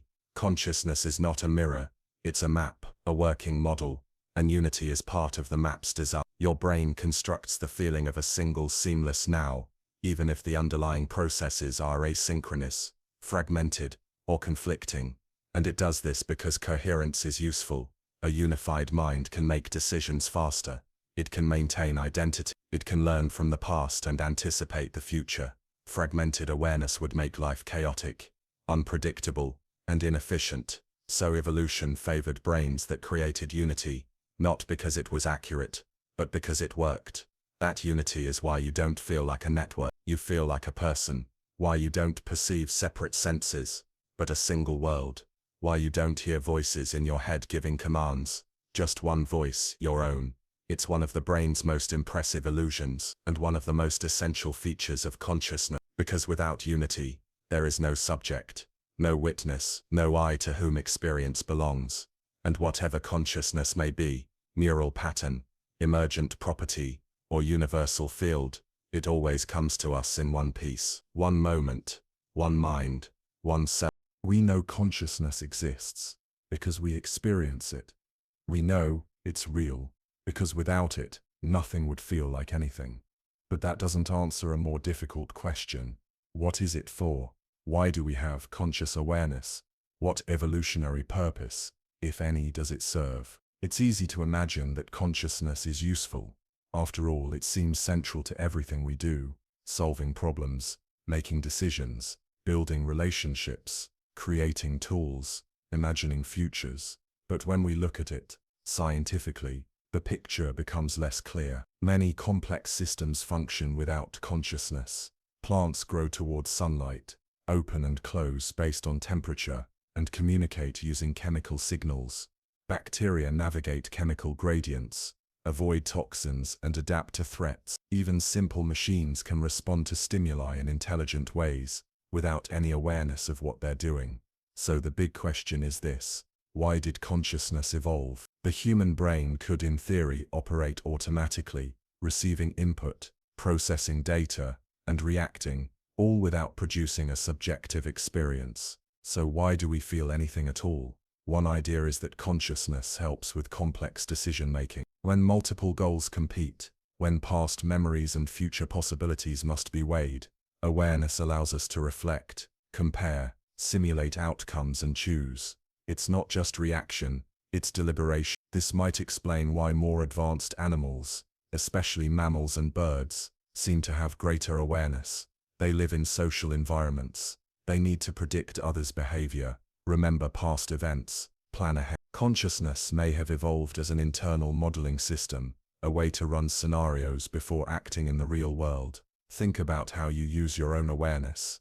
You don't just see a threat and react. You notice it. You think about it. You ask, is this dangerous? Is it worth the risk? Should I hide, fight, speak, or run? Consciousness allows for hesitation, and hesitation in a complex world can be the difference between survival and failure. This ties into another idea, flexibility. Consciousness might exist not to make decisions, but to override automatic ones. Your body has instincts, habits, routines, but sometimes those aren't good enough. Sometimes you need to stop and rethink. That's where consciousness steps in. It gives you the ability to pause, reflect, and redirect behavior. In this view, awareness isn't the driver, it's the editor. It doesn't control everything, but it intervenes when change is needed. Another possibility is that consciousness helps with social navigation. Human beings live in groups, and understanding other people, their thoughts, intentions, emotions, and beliefs, is a huge part of survival. This ability, called theory of mind, allows you to model other minds inside your own. To do that, you first need a mind that's aware of itself.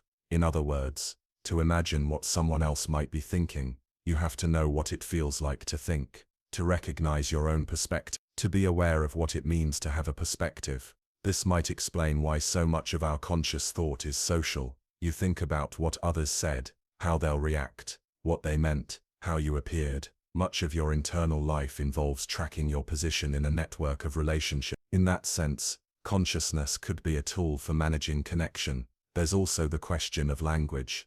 Some researchers believe consciousness and language evolved together, or at least reinforced each other. Language allows us to reflect, describe, plan, and construct story. It gives structure to thought. It helps awareness loop back on itself. This could explain why our inner world is so verbal. The voice in your head, the way you talk to yourself, the way you narrate experience, as it happens. That language may not create consciousness, but it certainly shapes it, guiding how we interpret and remember events. And yet, despite all these theories, there's no scientific consensus on what the purpose of consciousness is. Some researchers argue that consciousness might not have a purpose at all, that it could be a byproduct, a side effect of complex systems operating in ways that require integration and feedback. Like heat radiating from a running engine, consciousness may emerge, not because it's needed, but because it's unavoidable, once complexity crosses a certain threshold.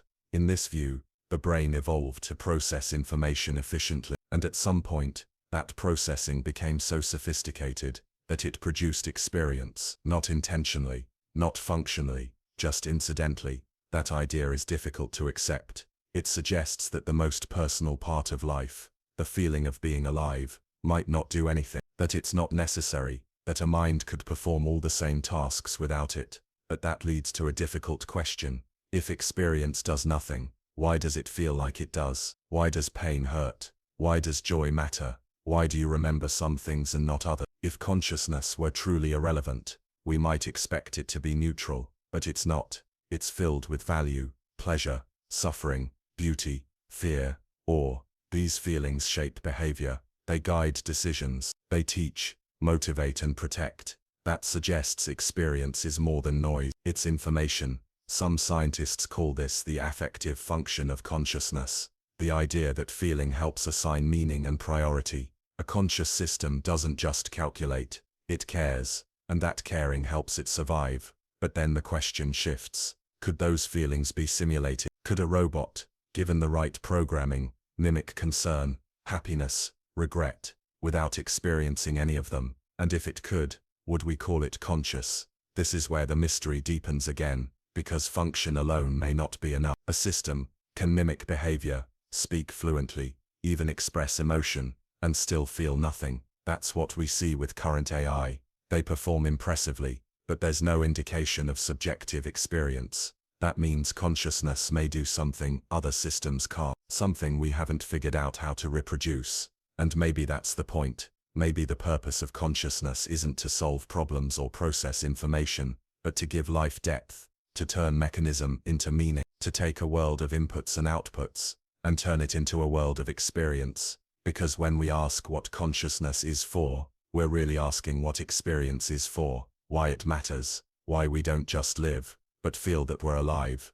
That may not have a final answer, but the search for one continues, not just in labs or equations, but in every moment of conscious thought, every choice, every memory, every time you stop and wonder why you're here. Maybe the purpose of consciousness is to ask that question. Consciousness feels like it takes up a lot of space in the mind.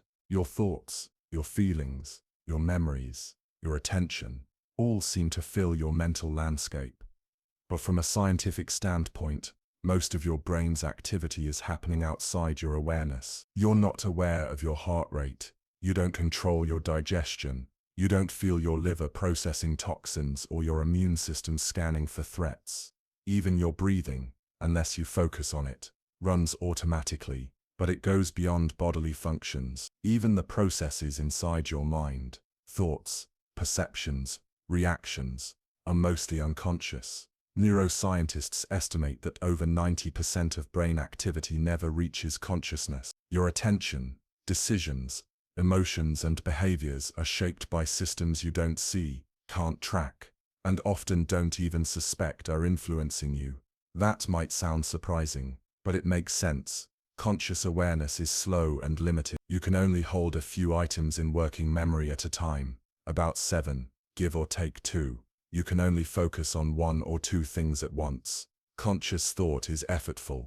You can't consciously process everything coming at you, so the brain handles most things behind the scenes. This behind-the-scenes activity is what we call the unconscious mind, not in the Freudian sense of hidden desires, but in the neurological sense, the vast machinery of perception, pattern recognition, habit, and decision-making that happens automatically. For example, when you recognize a face, you don't analyze each feature. The process happens instantly, unconsciously. When you catch a ball, your brain calculates its trajectory and coordinates muscle movement, without you thinking about physics. When you read a sentence, your eyes jump ahead, your memory fills in gaps, and your brain predicts meaning all before you're aware you've understood.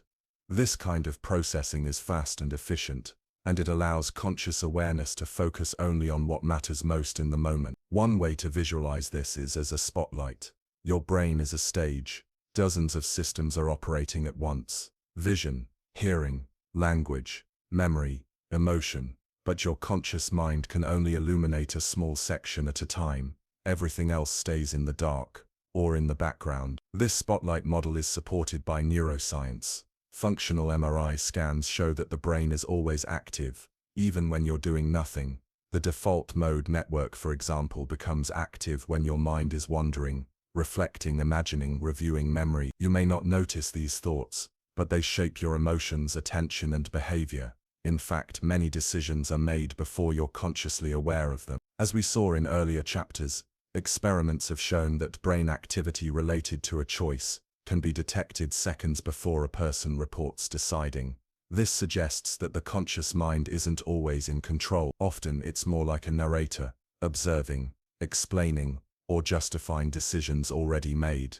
This doesn't mean you're not making choices, but it does mean that the source of those choices might lie deeper than awareness can reach. Your brain is constantly filtering input, evaluating risk, comparing patterns, drawing on memory, all without your permission or knowledge. And that's not a design flaw, it's how we function. If you had to consciously think through every blink, breath, or footstep, you'd never get anything done. The unconscious handles the basics, and much more. Consider language. You don't consciously choose the rules of grammar when you speak. You don't manually assemble each word. Your brain does it for you. You just speak. And unless you stop to analyze it, you may not even know how you're doing it. Or consider emotion. You don't choose to feel anxious when a threat appears. You don't deliberately generate joy when you see a loved one. These responses arise from deep emotional systems, many rooted in the limbic brain, that evolved to respond quickly, long before language or logic had a chance to catch up. Even your perception is shaped by unconscious filters. Your brain doesn't process the full range of sensory input. It selects what's relevant, fills in gaps, corrects errors, and builds a version of reality that makes sense. That version feels real, but it's a construction. It's not everything. It's just what you need to know right now. And yet, despite all this unconscious activity, we identify most strongly with our conscious mind. We say I about our thoughts, feelings, plans, and goals, not about our blood pressure or reflexes. Consciousness feels like the core of who we are, but scientifically it's more like the tip of the iceberg. So why does the brain allow some things into awareness and keep others hidden? One reason is efficiency. The conscious mind is a limited resource. It can't handle the full stream of sensory input and internal depth. So the brain uses unconscious systems to process most of it, and only brings something into awareness if it's uncertain, important, or conflicted. For example, you don't think about your tongue until it's mentioned. You don't notice your breathing until it becomes difficult. You don't reflect on your posture until something feels off. Awareness is like an alarm system. It lights up when attention is needed. That's also why conscious awareness is often tied to change, not stability. You're more aware of what's new, strange, or wrong than what's familiar. That's a survival trait. Novelty might signal threat, so the brain flags it for review. Another reason is integration. Consciousness is where multiple systems come together. A feeling, a memory, a sound, a goal. When the brain needs to connect these into a decision, it surfaces them into awareness. That's when you start to feel like you're thinking, but often the unconscious has already narrowed your options, framed the context, and predicted the outcome. Consciousness just finalizes the script. This balance between unconscious processing and conscious oversight works remarkably well, but it can create illusions. You may feel like you're in control when you're not. You may believe your intentions are pure when they're shaped by bias. You may trust your memory when it's been unconsciously rewritten. That's why self-awareness matters. Not just awareness of the world, but awareness of how your own mind works. The more you understand what's beneath awareness, the more clearly you see the full picture of consciousness, not as a solitary spotlight, but as one part of a vast layered system. So how much of the brain is truly conscious? The answer is only a fraction, but that fraction is essential because it's where meaning lives. It's where thoughts become deliberate, where emotions become words, and where the self begins to take shape. It may not be the whole story, but it's the part we can see. It's one thing to be conscious. It's something else entirely to be self-aware. Consciousness allows you to perceive the world, to hear, see, think, and feel. But self-awareness allows you to perceive yourself. Not just that you're seeing, but that you are the one doing the seeing. Not just that thoughts are happening, but that they are happening in you. This reflective layer, the sense that you are an observer within your own mind, is one of the most fascinating and mysterious parts of consciousness. And not every conscious being has it. You can imagine a creature that sees, hears, and reacts, without ever reflecting on what it is, where it stands, or how it's changing. But humans do that constantly. You think about your goals, you examine your choices, you evaluate your past, and imagine your future. You even think about how you're thinking. That recursive ability, awareness folding back onto itself, is what defines self-awareness. So how does the brain do it? One of the earliest scientific tools for studying self-awareness is the mirror test. In this test, an animal is marked with paint or a sticker in a place it can't normally see, like its forehead. Then it's placed in front of a mirror. If the animal touches the mark on its own body, rather than reacting to the mirror image as another animal, it suggests that it recognizes the reflection as itself. Humans usually pass this test by around 18 months of age. So do chimpanzees, bonobos, orangutans, dolphins, elephants, and some species of birds, like magpies. Most other animals do not. They either ignore the reflection, or treat it as a stranger. That doesn't mean they lack all awareness, just that they may not recognize their own image as themselves. Which tells us something important. Self-awareness isn't just about perception. It's about identity. You need a model of yourself, a stored internal representation, in order to compare what you're seeing to who you believe you are. In humans, that model is incredibly detailed. You don't just know your name and face. You know your preferences, history, habits, personality, relationships, strengths, and weaknesses. You build a narrative self, a running story about who you are, where you've been, and what matters to you. That story is updated constantly, and it's shaped by memory, culture, feedback from others, and inner reflection. But where in the brain does self-awareness live? There's no single self-center, but several regions seem to work together to create it. The medial prefrontal cortex is involved in thinking about yourself, your goals, and your social standing. The posterior cingulate cortex and preunus are active during self-reflection and when imagining how others perceive you. The default mode network, a network of regions active during rest and introspection, lights up when your thoughts turn inward. These systems don't just process identity, they help you reflect, predict, compare, and regulate. They allow you to imagine your future, feel guilt over the past, and step outside the present moment to assess your place in the world. That's why self-awareness is so closely tied to mental time travel, the ability to replay old memories and simulate future scenarios. It's also why it can become distorted. In certain psychiatric conditions, self-awareness becomes too sharp, too intrusive. People with anxiety may over-monitor themselves. People with depression may be hyper-aware of failure, guilt, or inadequacy. And in conditions like depersonalization or dissociation, people may feel detached from themselves, as if watching their life from the outside. In each case, Self-awareness doesn't vanish. It shifts, sometimes painfully. Which reminds us, being self-aware isn't always helpful. It can support insight and growth, but it can also amplify suffering. Still, it's part of what makes us human. Even when we're not actively reflecting, self-awareness is always nearby. It shapes how we speak, how we compare ourselves, how we evaluate our thoughts. You don't just feel hungry. You know that you feel hungry. You don't just act. You monitor your actions, weigh them, regret them, defend them. This ability shows up in simple behaviors, like checking your appearance before a meeting, and in complex moral decisions, like weighing right and wrong. Without self-awareness, there would be no guilt, no pride, no shame, no growth. These experiences require a you, an internal witness capable of judging your own behavior. And that internal witness isn't passive, it's active. It narrates your life, it replays conversation, it imagines alternate outcomes, it constructs meaning from events that would otherwise seem random, and it can be challenged, questioned, or even transformed.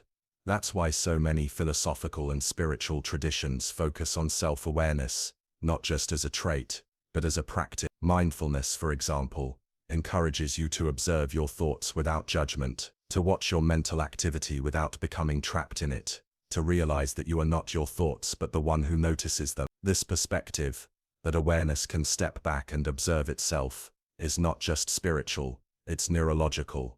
It reflects the brain's capacity for metacognition, the ability to think about thinking. Children begin to develop metacognition around age 4. They learn that other people have minds, that beliefs can be false, and that thoughts can be hidden. As this skill develops, so does empathy, perspective taking, and moral reasoning. In adults, metacognition becomes the foundation of self-reflection, learning, and personal growth. It's what allows you to correct a mistake, rethink an assumption, or notice that your emotions are influencing your decisions. But there's a deeper mystery beneath all of this. Why does self-awareness feel like anything? Why is there a subjective sense of me, a center of experience, instead of just thoughts and reactions? This is where science hits its limits. We can trace the circuits, we can map the processes, but we still don't know why self-awareness has a first-person perspective, why it feels like someone is there, watching. That someone, the observer behind your eyes, has no clear location in the brain, and yet, it feels central, stable, continuous, even though everything else, thoughts, moods, memories, is constantly changing. Who or what is that inner observer? A process, a model, an illusion, or something deeper we haven't yet understood? These are not easy questions, but they are the ones self-awareness inevitably leads to, because once you become aware of being aware, you can't help but ask, who is watching? Where do I begin? And what exactly is the self that seems to be at the center of it all? You feel like a single person. You have a name, a personality, a personal history. You remember what you've done, what you've been through, what you've become. That sense of identity, the I behind your experiences, feels consistent, even permanent. But what if the self isn't a solid object? What if it's a story, not a lie, not a fantasy, but a mental narrative, one your brain builds moment by moment, piece by piece, to create the illusion of continuity and control? This idea that the self is a narrative construction has become a central concept in neuroscience, psychology, and philosophy, and the more we learn about how the mind works, the more this theory makes sense. Start with memory. You don't remember everything. In fact, your memory is selective, fragmented, and constantly rewritten. You forget most of what happens to you, and what you do remember isn't stored like video footage. It's reconstructed every time you recall it. Each time you think about your past, you're editing it, updating the emotional tone, filling in gaps, smoothing inconsistencies. That means your story is changing, even when you think it's staying the same. Now think about how that story is told. It uses language, inner dialogue, mental images, metaphors. You tell yourself who you are, what you've survived, what you want. You create a running autobiography. I'm the kind of person who, or I always do this, or this happened to me. And it means, this inner story helps you make sense of your life. It organizes experience. It gives context to feelings. It explains what might otherwise feel random or disconnected. But here's the thing, the story isn't neutral. It's shaped by your culture, your environment, your values, your fears. From a young age, you learn what counts as important, what kinds of achievements matter, what it means to succeed, to fail, to belong. Those lessons become the framework for your personal narrative. They influence how you interpret events, how you see yourself, and what you think your life is supposed to look like. In that sense, the self is like a character, one written by you, but also by others. You're the author, the narrator, the audience, and the plot. This is not to say the self is false. It's real, but not in the way we usually think. It's real in the way a story is real. It exists because it's told, because it's remembered, because it's believed. Your brain is constantly updating this story. Each new experience is interpreted through it. When something doesn't fit, when you act out of character, or make a surprising choice, the brain either edits the story to include it, or forgets it altogether. This keeps the self feeling stable, even when it's not. Psychologists call this the narrative self, in contrast to the experiential self, which is who you are in the present moment. The experiential self is simple. It's the awareness of now, the feeling of this breath, this sound, this word. It doesn't remember, plan, or judge. It just experiences. But the narrative self is the one that says, this is who I am, this is how my life is going, and it's powerful, because it gives your life a sense of purpose. You're not just reacting to the world, you're becoming something, growing, learning, recovering, changing. The narrative self allows for redemption, transformation, resilience. It turns events into meaning, but it can also trap you. If your story is rigid, if it says, I'll always be this way, or nothing ever changes, it can limit your choices. If your story is based on shame, fear, or pain, it can shape your identity around wounds that no longer exist. In these cases, the story becomes less of a guide and more of a prison. That's why therapy, reflection, and introspection often focus on rewriting your personal narrative, not to deny the past, but to reinterpret it, to change what events mean, and in doing so, change what kind of character you believe yourself to be. And this process isn't just psychological, it's neurological. The brain uses narrative to organize consciousness. When something happens, your memory system doesn't just log the fact, it encodes the context, the emotional tone, the social meaning. Then it stores those elements together as a coherent package. A memory becomes part of a larger story, and that story becomes part of you. This is why people with memory disorders often lose their sense of identity. When the past becomes inaccessible, the story breaks down. Without the story, it's harder to answer the question, who am I? And that's the core of the mystery. You feel like a solid self, but neurologically, the self is more like a stream, a flowing process. Thoughts, memories, and perceptions come and go, but awareness stitches them together. It adds continuity to change, and yet, you still feel like there's a stable you at the center of it all, something unchanging, something that remembers, decides, what. But science suggests that this sense of unity is not a fixed thing. It's a product of integration, of many brain systems working together to create coherence. That means yourself, the one you're aware of, is a construction, but it's a useful one. It helps you survive, communicate, reflect, grow. It gives your life structure. And like any good story, it's not final. It can evolve. It can surprise you. It can be rewritten. You're not the same person you were 5 years ago, or even 5 minutes ago. But the story you carry connects those versions of you. It makes change feel like continuity. It makes chaos feel like growth. And maybe that's the most powerful thing about being human. You don't just live your life. You interpret it. You shape it. You author it. You turn raw experience into something meaningful. And in doing so, you create not just a story, but a self. No matter how much we learn about the brain, its networks, chemicals, patterns, and functions, there's one question science still can't fully answer. What is it like to be you? Not what you do, not what you think, but what it feels like. That question, simple as it sounds, is one of the most profound in philosophy and neuroscience, because it points to something strange and undeniable, the inner world of subjective experience. You know what chocolate tastes like. You know what it feels like to be anxious before a big decision. You know the memory of a specific laugh, the ache of a specific loss. You know what it feels like when your name is called in a quiet room. That felt quality, the texture of experience, is what philosophers call qualia. Qualia are the raw ingredients of consciousness, the redness of red, the warmth of sunlight, the pang of regret. These aren't just physical reactions or brain events. They're experiences, and no one else can access them but you. That privacy, the inaccessibility of your inner world, is what makes consciousness so difficult to study. We can observe behavior, we can measure brain waves, but we can't scan the feel of your thoughts. So when we ask what is it like to be you, we're asking a question no machine, and maybe no other human can fully answer. And yet you know the answer intuitively. You know your inner world. You know the voice in your head. You know how it feels to anticipate, to hope, to regret, to remember. But how? How does a physical brain, made of neurons and tissue, produce an inner world at all? This is sometimes called the hard problem of consciousness, a term coined by philosopher David Chalmers. The easy problems are things like perception, memory, attention.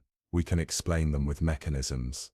But the hard problem is this. Why does any of that feel like anything? Why is there something it's like to be you? We can build machines that see, hear, calculate and react. But do they experience those things?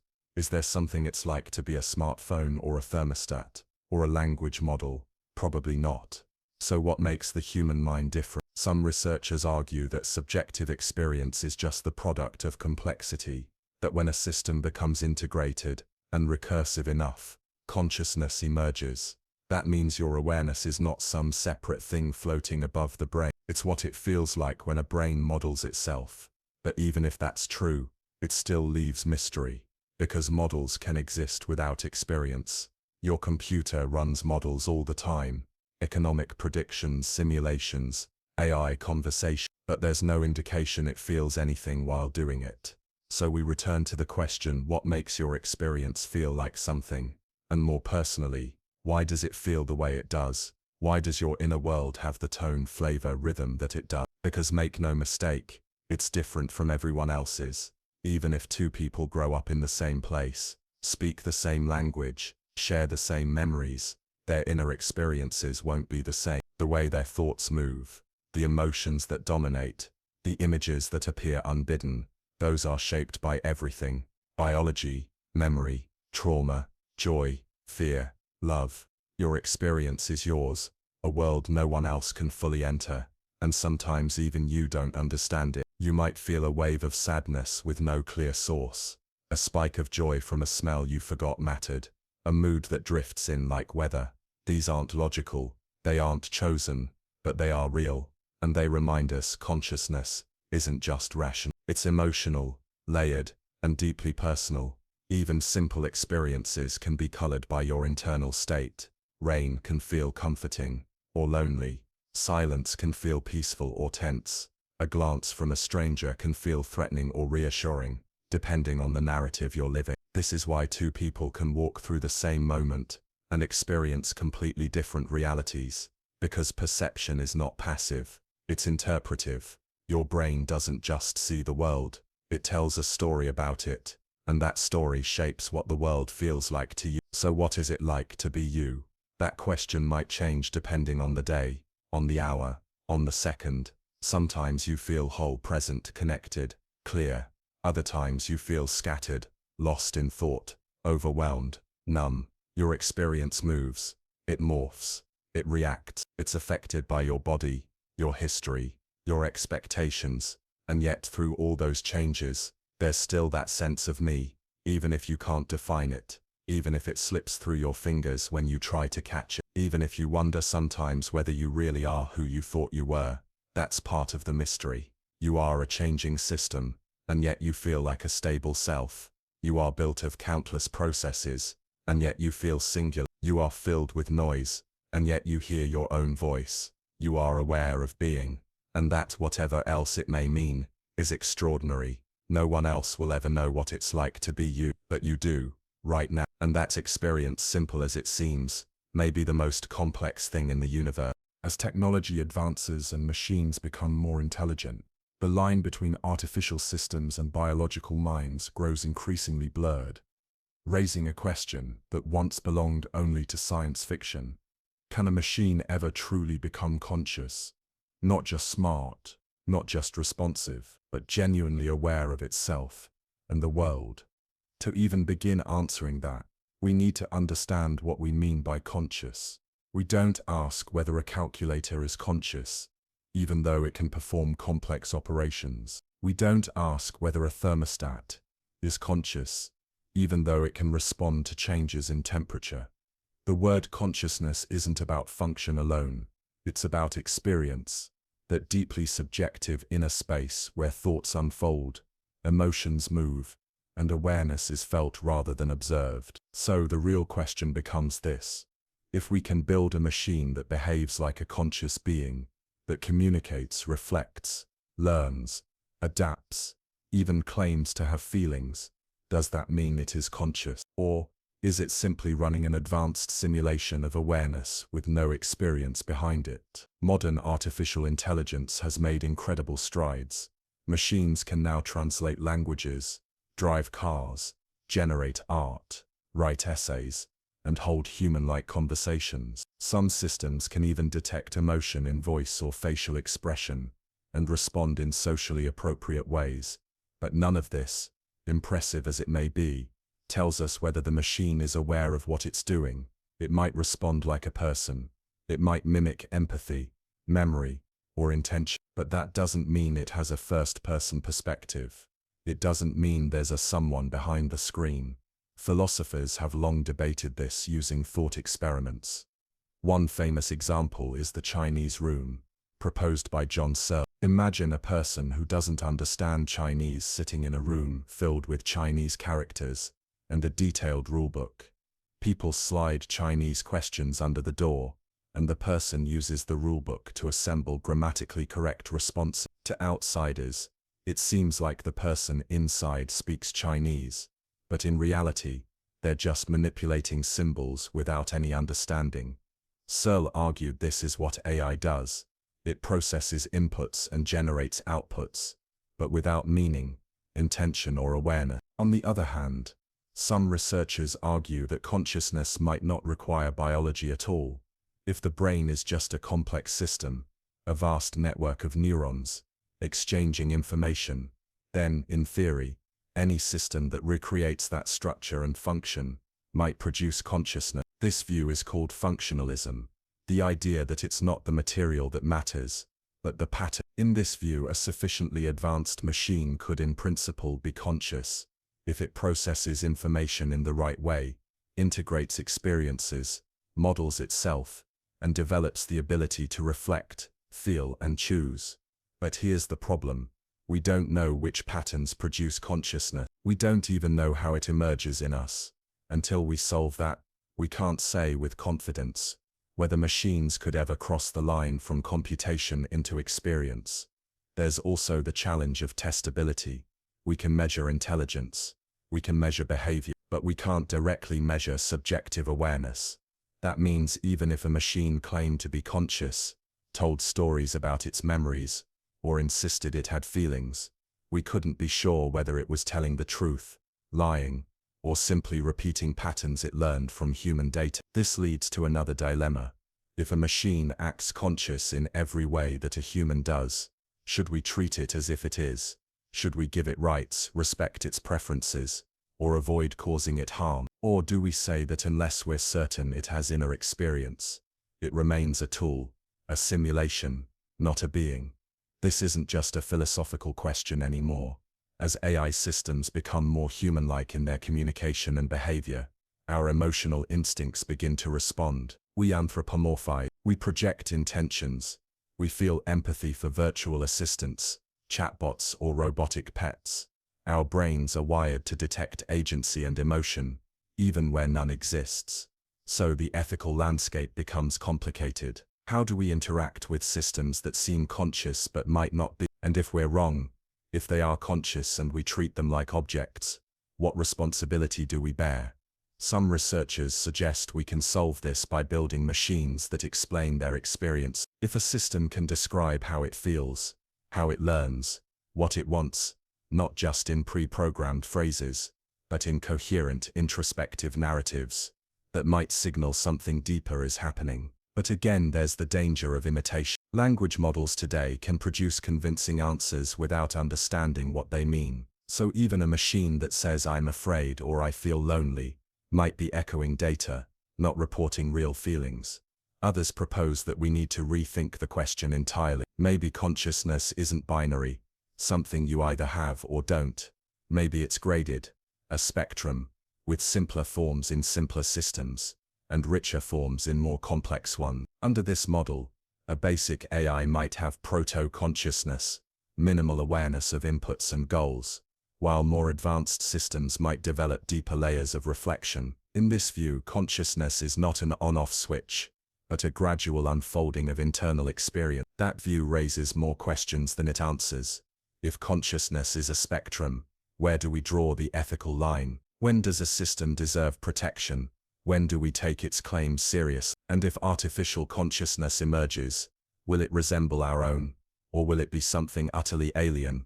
A new kind of awareness we can't even imagine. There are also those who argue that consciousness might be non-computable, that no matter how powerful our machines become, they'll never generate subjective experience, because awareness depends on something machines can't replicate. This could be a specific biological feature, like quantum effects in neurons, or the unique structure of organic tissue, or something more mysterious, like a fundamental property of the universe tied to life or complexity. This is sometimes called panpsychism, the idea that consciousness or proto-consciousness is a basic feature of reality, like space or time. In that case, consciousness might not be produced by the brain or the machine, but revealed through certain structure. If that's true, building a conscious machine wouldn't be about programming the right algorithm, but about creating the right conditions for awareness to arise.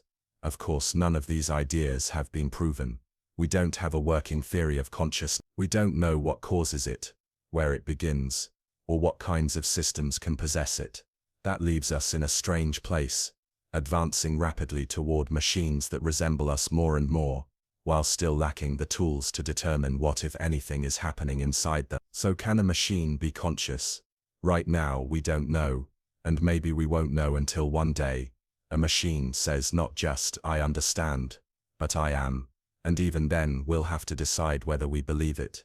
But one thing is certain, the question itself matters, because how we answer it, and whether we choose to act with caution, curiosity, humility, or arrogance, will shape not only the future of technology, but the future of how we define life, mind, and meaning, in a world where intelligence is no longer ours alone. We like to think we are in control. We make choices, set goals, change our minds, and shape our lives according to what we believe is best. We take responsibility for our actions. We praise those who show discipline and condemn those who seem to lack it. Beneath all of this is a deep belief, a belief so fundamental it often goes unquestioned, that we have free will. But do we? The question of free will is one of the oldest in philosophy and one of the most challenging in neuroscience. At its heart is this puzzle. If everything in the universe follows physical laws, if every effect has a cause, then where is the room for freedom? And more specifically, if our thoughts and decisions come from our brains, and if our brains are governed by biology, chemistry, and past experience, then are our choices truly ours? Or are they simply the inevitable result of everything that came before? On one level, the argument is straightforward. If you rewind the universe to a particular moment and run it again, and if everything follows deterministic laws, then everything, your heartbeat, your memories, your decision to have coffee instead of tea, should unfold the same way. That would mean your experience of choosing is real, but the outcome was never in doubt. You felt like you could have chosen differently, but in reality you couldn't have. The choice was written into the conditions that shaped you, and yet we feel free. We feel like we could have said something different, left 5 minutes earlier, chosen another path. We reflect, regret, learn, and believe that our future can change. that we are agents in the unfolding of our own life. That feeling is so persistent, so central to how we live, that even raising the question of free will feels uncomfortable, even threatening. This is where consciousness enters the debate. Many believe that consciousness is the seat of free will, the place where awareness meets intention and transforms thought into action. But as we've explored in earlier chapters, much of what the brain does happens outside of conscious awareness. Decisions often begin in neural circuits before the conscious mind becomes aware of them. Experiments using EEG and fMRI have shown that activity in certain brain regions can predict a subject's choice before they report having made it, sometimes by several seconds. This doesn't mean free will is an illusion, but it does challenge the idea that consciousness is always the driver. Instead, it may be more like the narrator, explaining and interpreting choices after they've already begun. And if that's true, then what we call free will might be more complex than we imagine. Not the power to override all influences, but the ability to navigate between them, guided by memory, reflection and inner dialogue. Some neuroscientists suggest a middle path. Rather than seeing the brain as either a puppet of physics or a seat of pure freedom, they argue that free will is an emergent property, something that arises when a system is complex, self-aware and capable of modeling alternatives. In this view, your brain doesn't escape causality, but it develops internal mechanisms, like memory, foresight and self-evaluation, that allow it to simulate different outcomes and choose between them. This model of free will doesn't require magic or mystery. It sees freedom not as the absence of causes, but as the presence of options, meaningful, structured, remembered, and projected into the future. And in that sense, free will is not about choosing in a vacuum. It's about choosing within a context, within a body, a brain, a history, a culture. You're not free from your influences, but you are able to reflect on them, reinterpret them, and respond in ways that are not automatic. That reflective space, however small, might be what freedom really is. There's another important dimension to consider: moral responsibility. If we begin to doubt free will, if we accept that our choices are shaped by biology and environment, then what does that mean for justice, ethics, and personal accountability? Can we still hold people responsible for their actions? Can we still expect ourselves to improve? Some philosophers, like Daniel Dennett, argue that even if determinism is true, moral responsibility still makes sense. Why? Because holding people accountable changes behavior. It shapes future decisions. It creates incentives for growth, empathy and restraint. In this view, the belief in free will isn't just a philosophical abstraction, it's a social tool, one that supports a functioning society. Others take a more radical view. If we accept that everything we do is caused by genes, trauma, opportunity or luck, then maybe punishment should give way to compassion. Maybe the goal of justice should shift from retribution to rehabilitation, from blame to understand. But whether or not free will exists in the absolute sense, the experience of agency remains central to human life. You wake up and choose what to wear, you choose what to eat, you choose who to call, what to read, when to speak, when to stay silent. Even if every one of those actions is influenced by deeper forces, some of which you can't see, the act of choosing feels real, and that feeling shapes your identity, your goals, your sense of self. Some researchers believe that consciousness evolved, not to create freedom, but to simulate it, to give organisms the ability to imagine possibilities and weigh consequences. That simulation, in turn, made complex planning, cooperation, and long-term thinking possible. If that's true, then the illusion of free will might have enormous value. It might have helped us survive, build societies and create meaning in an otherwise mechanical universe. And yet, even as we consider all these arguments, there remains something irreducibly personal about choice. The moment before an action, the pause, the hesitation, the turning over of thought, feels like a space of freedom. It feels like a threshold between what has been and what could be. And in that moment, you don't feel like a machine. You feel like a mind, deliberate, uncertain, responsible. Whether that feeling corresponds to metaphysical freedom, or just to a sophisticated internal process, is still unknown. But the experience itself of thinking, of choosing, of acting with intention, is at the heart of what it means to be human. So perhaps the real question isn't whether free will exists in some ultimate untouchable form. Perhaps the real question is, what do we do with the freedom we feel? Because even if we are shaped by forces we don't control, we are also shaped by the stories we tell, the values we hold, and the awareness we bring to our decisions. And maybe that awareness, limited though it may be, is an... We often think of consciousness as a steady flame, a reliable light by which we experience the world, make decisions, and perceive ourselves clearly. But consciousness is not constant. It bends, stretches, and sometimes breaks. It flickers and reforms into strange shapes. And nowhere is this more obvious than in the altered states that emerge when we dream, hallucinate, or enter profoundly different modes of awareness. Start with dreams. Each night, as your body settles into sleep, your brain doesn't shut down.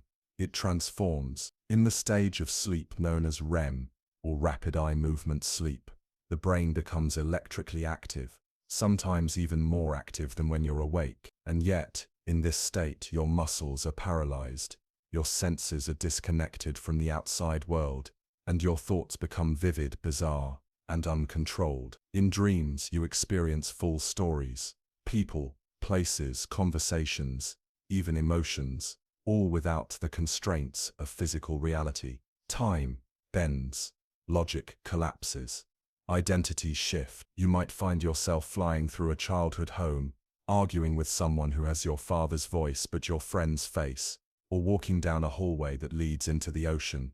And while you're dreaming, it all feels real. That, perhaps, is the most astonishing thing, not the surreal content, but the fact that your brain accepts it.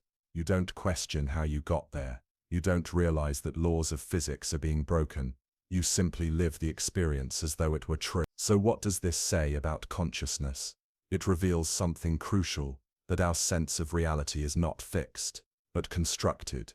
The same brain that navigates waking life builds entire dream worlds while you sleep, and it does so using the same neural circuit. Visual areas, emotional centers, memory systems, all become active, weaving together a world from fragments of thought, experience, and imagination. Some researchers believe dreams help process emotion or consolidate memory. Others think they're random noise interpreted by the brain's storytelling instinct. But either way, they show that consciousness doesn't need reality to function. It can create its own. And that brings us to hallucinations. Unlike dreams, hallucinations happen while you're awake. They are perceptions, without external stimuli, sights, sounds, sensations that feel real, but originate entirely from within. They can occur in various contexts: neurological illness, sensory deprivation, sleep deprivation, trauma, or under the influence of certain drugs. And like dreams, hallucinations reveal the power of the brain to generate convincing realities, even when those realities don't match the world outside. Take visual hallucinations. Someone might see shapes that aren't there, patterns on the wall, people or animals moving through a room. The brain's visual system, deprived of accurate input or overstimulated by internal signals, creates images to fill the void. Auditory hallucinations, such as hearing voices, are common in conditions like schizophrenia, but can also happen to healthy people under stress or isolation. These voices are often experienced as separate, autonomous entities, highlighting how even our sense of self can fracture under certain conditions. What's especially striking is how real these experiences can feel to the person having them. They're not just vague sensations. They have texture, context, emotional weight. They engage the same brain networks that process actual perception. That means the brain doesn't always distinguish sharply between what's outside and what's imagined. In both dreaming and hallucination, it treats internal signals as though they were coming from the world. Then there are the altered states that come from intention, meditation, hypnosis, sensory deprivation, and especially the use of psychedelic substances. These states don't just change what you see or hear. They can profoundly alter your sense of self, time, and meaning. Under the influence of psychedelics like psilocybin, LSD, or DMT, people report vivid visual distortions, intense emotional experiences, and a dissolving of the boundary between self and world. Some describe a feeling of unity with all things. Others feel as if their consciousness is being observed from a distance, or that they've encountered entities or dimensions beyond normal understanding.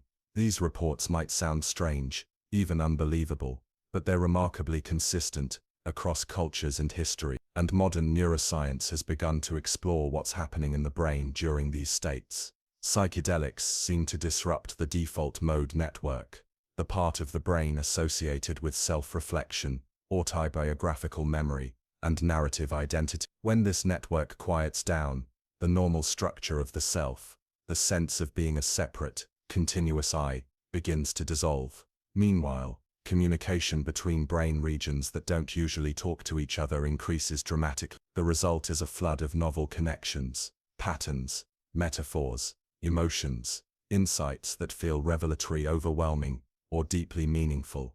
These experiences raise difficult questions. If your sense of self can be turned off, if your perception of reality can be dramatically shifted by chemicals, silence, breath, or suggestion, then what is the real version of you? What counts as normal consciousness, and what counts as alt? Is waking life the baseline, or just one form of awareness among many? Some cultures don't draw such sharp lines. In many indigenous traditions, altered states are seen not as illusions, but as ways of accessing truths that everyday consciousness cannot perceive. Dreams are messages, hallucinations are visions, psychedelic journeys are sacred. In the West, we've historically treated such experiences as pathological signs of illness or error, but that view is beginning to change. Research into psychedelics, for example, has revealed potential for healing trauma, depression, anxiety, and even fear of death. By disrupting rigid mental patterns and opening new perspectives, these states may help people reframe their lives and rediscover meaning. Of course, altered states can also be dangerous. They can produce confusion, fear, or detachment from reality. Not every shift in consciousness is a revelation. Some are disorienting, some are devastating. The boundary between vision and delusion is not always easy to see, and that makes the study of these states both fascinating and ethically complex. But one thing is clear: consciousness is not a singular experience. It is a spectrum, a range of modes, each with its own texture, logic, and significance, and those modes can shift, sometimes dramatically, revealing how flexible and how fragile the mind's construction of reality really is. You can walk through your day believing the world is stable and self-evident, but when you dream, or hallucinate, or enter an altered state, you realize that consciousness is not a mirror of reality. It's a story, a map, a simulation, constantly revised. And that simulation can take many forms. You can be a thinker, a dreamer, a watcher, a traveler through inner space. You can be a self, or feel the self dissolve. You can feel the ground of your mind shift, and still come back changed, as though something deep within you had been rearranged. And maybe that's the point. Maybe these altered states are not just strange exceptions, but essential parts of being conscious, reminders that awareness is not fixed, but fluid, not static but endlessly transforming. Death is often described as the final frontier, the moment beyond which science cannot follow, and consciousness presumably fades to black. But over the past century, an increasing number of people have reported something remarkable: vivid, structured, and emotionally powerful experiences during the very moments when their bodies appeared to be dying. Their hearts stopped, their brains showed no measurable activity, and yet, their minds were anything but silent. These reports are known as near-death experiences, or NDEs, and while interpretations vary, the patterns are often strikingly similar. People describe floating above their bodies, moving through tunnels, encountering beings of light, experiencing a profound sense of peace, or reliving their lives in extraordinary detail. Many return with the conviction that consciousness continues after death, or at the very least, that what we call death is not the sudden extinction of experience, but a kind of transition. For a long time, stories like these were dismissed as hallucinations, byproducts of a brain under extreme stress, deprived of oxygen, flooded with dying neurons misfiring in chaos. But recent scientific research has begun to complicate that view. In some cases, patients describe events that took place while they were clinically dead, their hearts had stopped, and brain activity as measured by EEG, was flat, and yet they reported vivid memories of conversations, procedures, or details they should not have been able to perceive. This leads to a haunting and unresolved question. If the brain was inactive, who, or what, was experiencing those things? Before we dive into interpretations, let's look at what these experiences typically involve. A common feature is a sensation of leaving the body. People often report rising above themselves, seeing their physical body from an outside perspective, sometimes from the ceiling of a hospital room, an ambulance, or the side of a road. They may describe medical staff working on them, the layout of the space, or even specific words that were spoken, details that, in some cases, have been independently verified afterward. Next comes the tunnel, a passage through darkness, often with a light at the end. This light is not just visual, it's described as intelligent, welcoming, and deeply personal. Some interpret it as divine, others see it as a presence beyond words, one that seems to know them completely. The closer they get to this light, the more intense the feeling becomes, not just of peace, but of being known, accepted, and loved without condition. Then there is the life review, a rapid but comprehensive re-experiencing of key moments from their past, not just as memories but as if relived through the emotions of everyone involved. In these reviews, people often feel not only what they did, but what others felt because of it: joy, pain, kindness, neglect. This is not always comfortable. For some it's profoundly humbling, but it's rarely judgmental. It's described more like a revelation, a moment of understanding, as if the deepest truth about their life was being shown to them all at once. Many NDEs also include encounters with figures, sometimes deceased, loved ones, sometimes spiritual beings, sometimes entities that have no name, but feel familiar. These meetings are often filled with warmth and communication, though not always in words. People say things are understood rather than spoken, as if information is transmitted directly into the mind.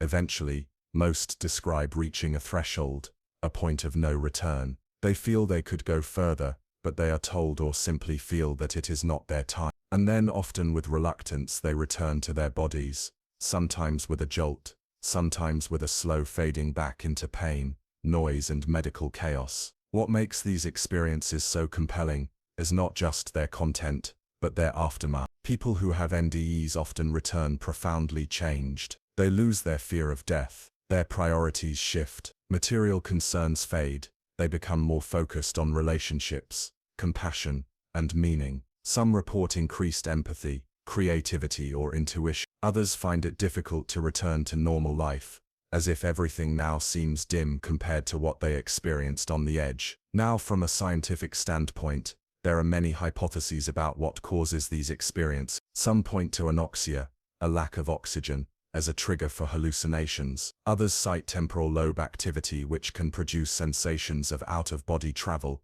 emotional intensity, and spiritual image. The release of neurotransmitters like endorphins, dopamine, or DMT at death may contribute to altered states of consciousness. In rats, for example, spikes of electrical activity have been observed shortly after cardiac arrest, suggesting the brain may go into a kind of hyperactive final burst before shutting down. But while these explanations may describe some of the mechanisms, they don't fully account for the clarity, coherence, and transformative power of many near-death experiences. Hallucinations tend to be fragmented, disoriented, or emotionally neutral. NDEs are often described as more real than waking life, detailed, structured, and filled with meaning. And in some cases, the timing doesn't add up.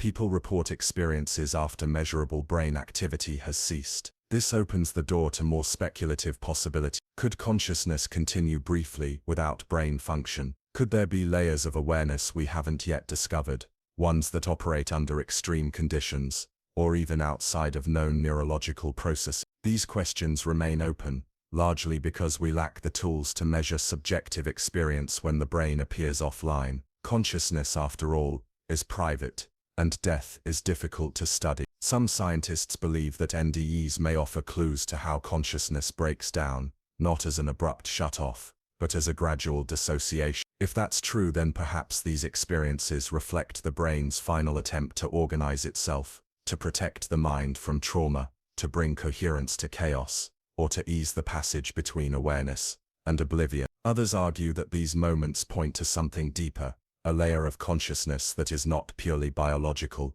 that exists in some form beyond the body. This idea, while not currently testable, resonates with ancient spiritual traditions, many of which describe death, not as an end, but a shift in the form of existence. And while science cannot confirm or deny that view, it cannot fully explain away the mystery either. What's certain is this: at the edge of life, the mind often speaks in images, emotions and memories. It constructs something that feels meaningful, sometimes even sacred, and for those who return, the experience is rarely forgotten. In the end, near-death experiences challenge us to think differently about consciousness, not as a light switch that turns off the moment the body fails, but perhaps as a more flexible, enduring process, one that might flicker, stretch or even linger in ways we don't yet understand. Whether these experiences are visions of another reality, or the brain's final masterpiece, they remain one of the most fascinating and humbling mysteries at the intersection of mind, body,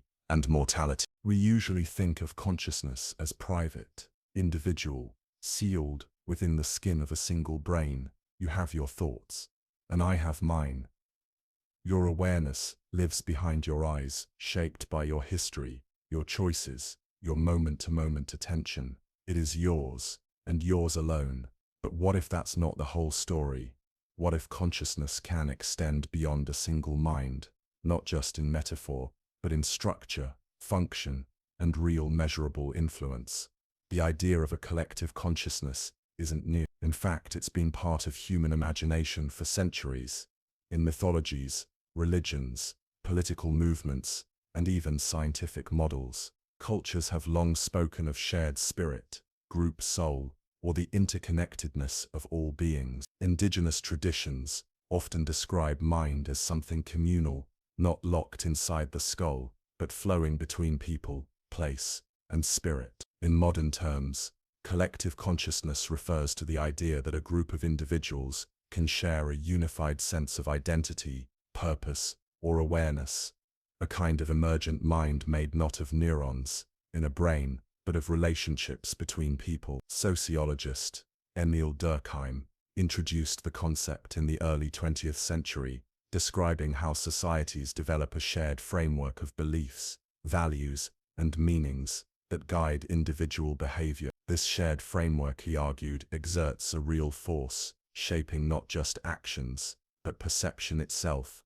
You can see this in something as basic as language. When you speak, you're not just expressing your private thoughts, you're using words, structures and metaphors that come from a culture, a history, a shared mental ecosystem. The very way you think is influenced by the concepts your group provides. So in that sense, your consciousness is already interwoven with others. It doesn't arise in isolation, it arises through relationship. But some thinkers go further. They suggest that groups can begin to behave like organisms, sensing, remembering, reacting, evolving, not because any one individual is in charge, but because the interactions between them create something new. Consider an ant colony. No single ant understands the colony's structure. No ant sees the whole. Each follows simple rules, responding to local cues. But together, they build nests, find food, protect the queen, adapt to threats, acting as if they are one being. This is called emergent behavior, complex coordination arising from simple parts. Could human groups function this way? In some situations they already do. Think of a team in perfect sync, musicians in an orchestra, athletes in a game, dancers in a shared rhythm. There is a moment when the boundary between self and group fades. Decision-making becomes distributed. Attention flows like a current, passed from person to person. Something more than individual effort begins to move. Or consider a social movement. Thousands, even millions of people, spread across cities and nations, unified not by physical contact, but by shared symbols, goals and emotion. Through media, communication and action, they begin to speak with a collective voice. They change laws, shape history, shift the trajectory of culture. No single brain contains the whole, but the system, the group, acts as if it does. In the digital age, this phenomenon is accelerating. The internet connects billions of people, creating platforms where ideas, emotions, and behaviors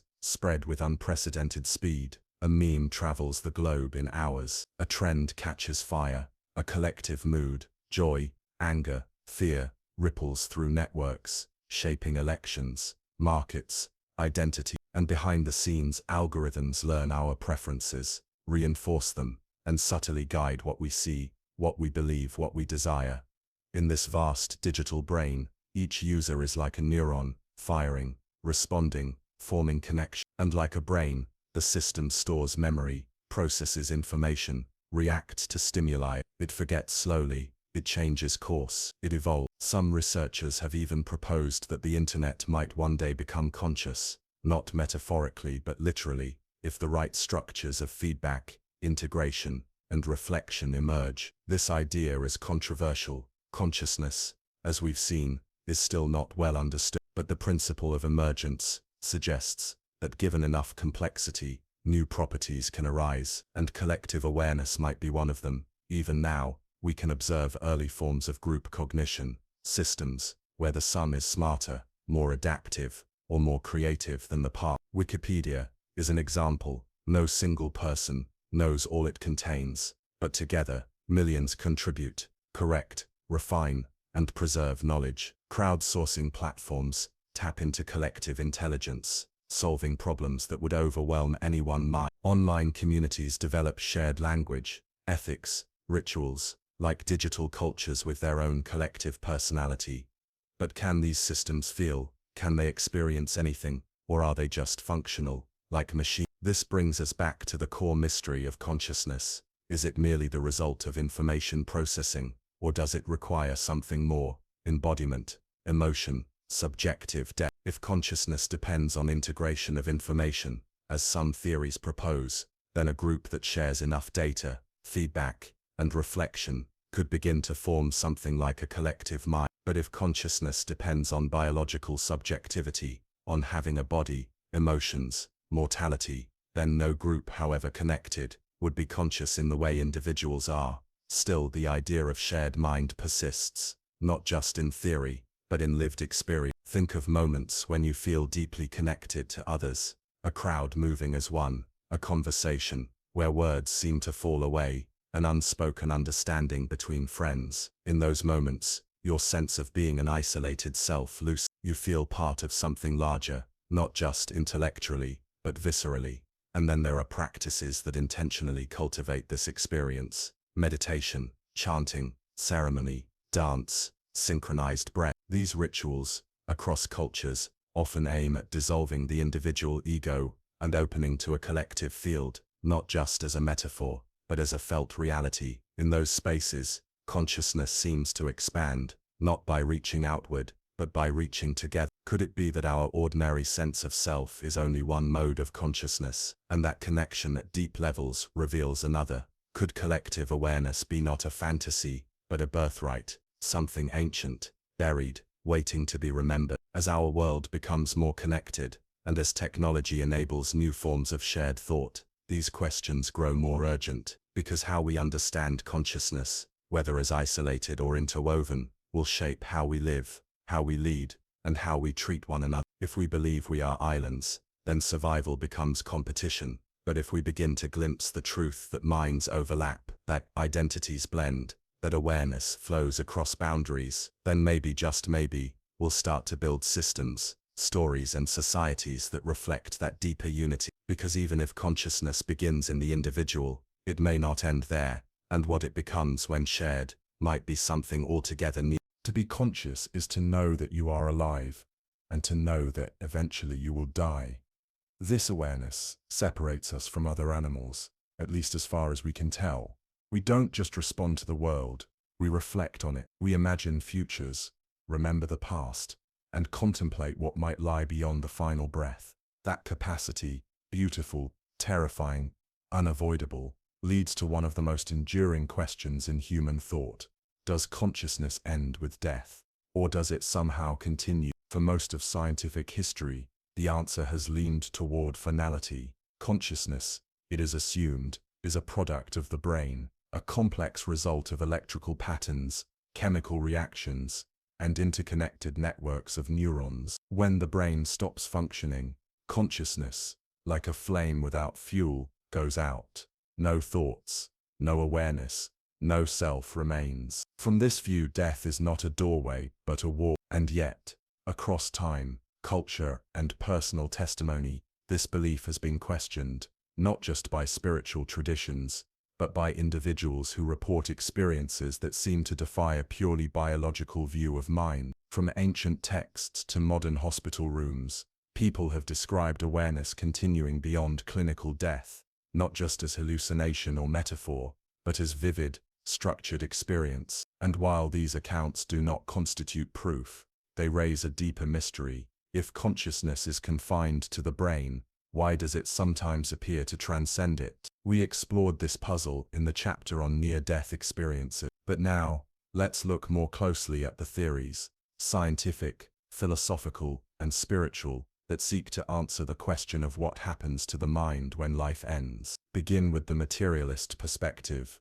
the view held by most neuroscientists. According to this framework, consciousness emerges from the activity of the brain. Every thought, emotion, and perception is tied to neural activity. When the brain is injured, awareness changes. When certain regions are stimulated, specific experiences arise. From this evidence, it follows that consciousness cannot exist without the brain. Death in this view is the irreversible cessation of the conditions that make consciousness possible. But this view, while coherent, is incomplete, because the precise mechanism by which the brain produces consciousness is still unknown. We can correlate brain activity with experience, but we don't know how electrical impulses become subjective awareness. And in that gap of understanding, other possibilities emerge. One such possibility is the filter theory, an idea that reverses the typical direction of explanation. Instead of the brain creating consciousness, it suggests the brain filters it. Just as a radio doesn't create music but receives it from a signal, the brain may be a receiver or limiter of a broader consciousness. In this model, consciousness is fundamental, not an emergent property of matter, but the foundation from which matter arises. The brain, rather than generating awareness, shapes and focuses it into the specific identity we experience as me. If that's true, then the death of the brain may not destroy consciousness, but simply remove the filter, releasing the mind into a different mode of being, one not bounded by physical form. This idea has roots in ancient philosophies, from Vedanta in India, to mystical Christianity, to indigenous cosmologies. Many of these traditions hold that the body is a vessel, the mind a temporary garment, and the soul, or spirit, or essence, something that continues beyond death. In these frameworks, death is not the end, but a transition. The self may dissolve, transform, return, or merge into something larger. And while these claims lie beyond the current reach of scientific validation, they reflect a consistent intuition that consciousness is too rich, too deep, too mysterious to be extinguished by the stopping of a heart. Modern science, while cautious, is beginning to re-examine this question with more openness. In recent years, studies have documented cases of brain activity moments after clinical death, electrical surges, patterns that suggest a final burst of awareness. Some researchers speculate that these moments may offer clues, not just about dying, but about the nature of consciousness itself. Is it possible that the transition out of life is more complex, more extended, than previously assumed? Could awareness persist, briefly or otherwise, in ways we do not yet understand? Then there's the growing interest in quantum theories of consciousness. While still speculative and controversial, some physicists and neuroscientists have proposed that consciousness may be tied to quantum processes, non-local, entangled, and potentially not confined to time and space in the usual way. The Penrose-Hameroff theory, for instance, suggests that quantum coherence in microtubules, tiny structures in brain cells, could play a role in consciousness, and that these quantum states might survive death in some form, awaiting recoherence. These ideas are far from proven, and they must be held with caution, but they speak to the larger truth, that we still don't fully understand what consciousness is, let alone where it goes. Perhaps the most honest position is one of openness, a recognition that death may be more than biological cessation. For all our progress in understanding the brain, the experience of being, and the nature of awareness, we remain in many ways at the threshold of knowledge. And when it comes to death, that final threshold, our theories are still shaped as much by wonder and fear as by data. Still, even without certainty, there is value in asking the question, not just because we want answers, but because how we understand death shapes how we live. If consciousness ends completely, then this moment, this breath, this thought, this life becomes all the more precious. Every kindness matters, every connection deepens, and the mystery of being here at all becomes something sacred. If, on the other hand, consciousness continues, in any form, then death becomes not a loss, but a movement, a passage, perhaps even a return, and in that possibility something opens, a quiet hope, not necessarily religious, but existential. The hope that awareness is not a flicker in the dark, but a thread in something larger, that even if we do not remember, even if we do not return, what we are is never truly lost. Whether death is silence or song, end or beginning, final sleep, or deeper waking, we do not yet know. But the question remains, not as a riddle to be solved but as a mirror, because in wondering what happens when we die, we learn what matters while we live. When we think about consciousness, we tend to picture something that looks like us. The human mind, with its language, its stories, its memories and plans. But humans are only one branch of the vast tree of life. All around us, animals move, learn, sense, respond. They care for their young, avoid danger, solve problems, and sometimes seem to play, mourn, or dream.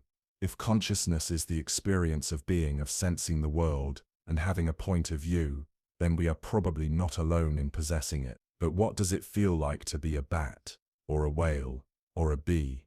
How can we know whether an animal is conscious, not just reactive or instinctual, but actually experiencing something? This question has challenged scientists and philosophers for centuries, because consciousness is private. We cannot open a brain and see awareness. We cannot ask most animals what they feel.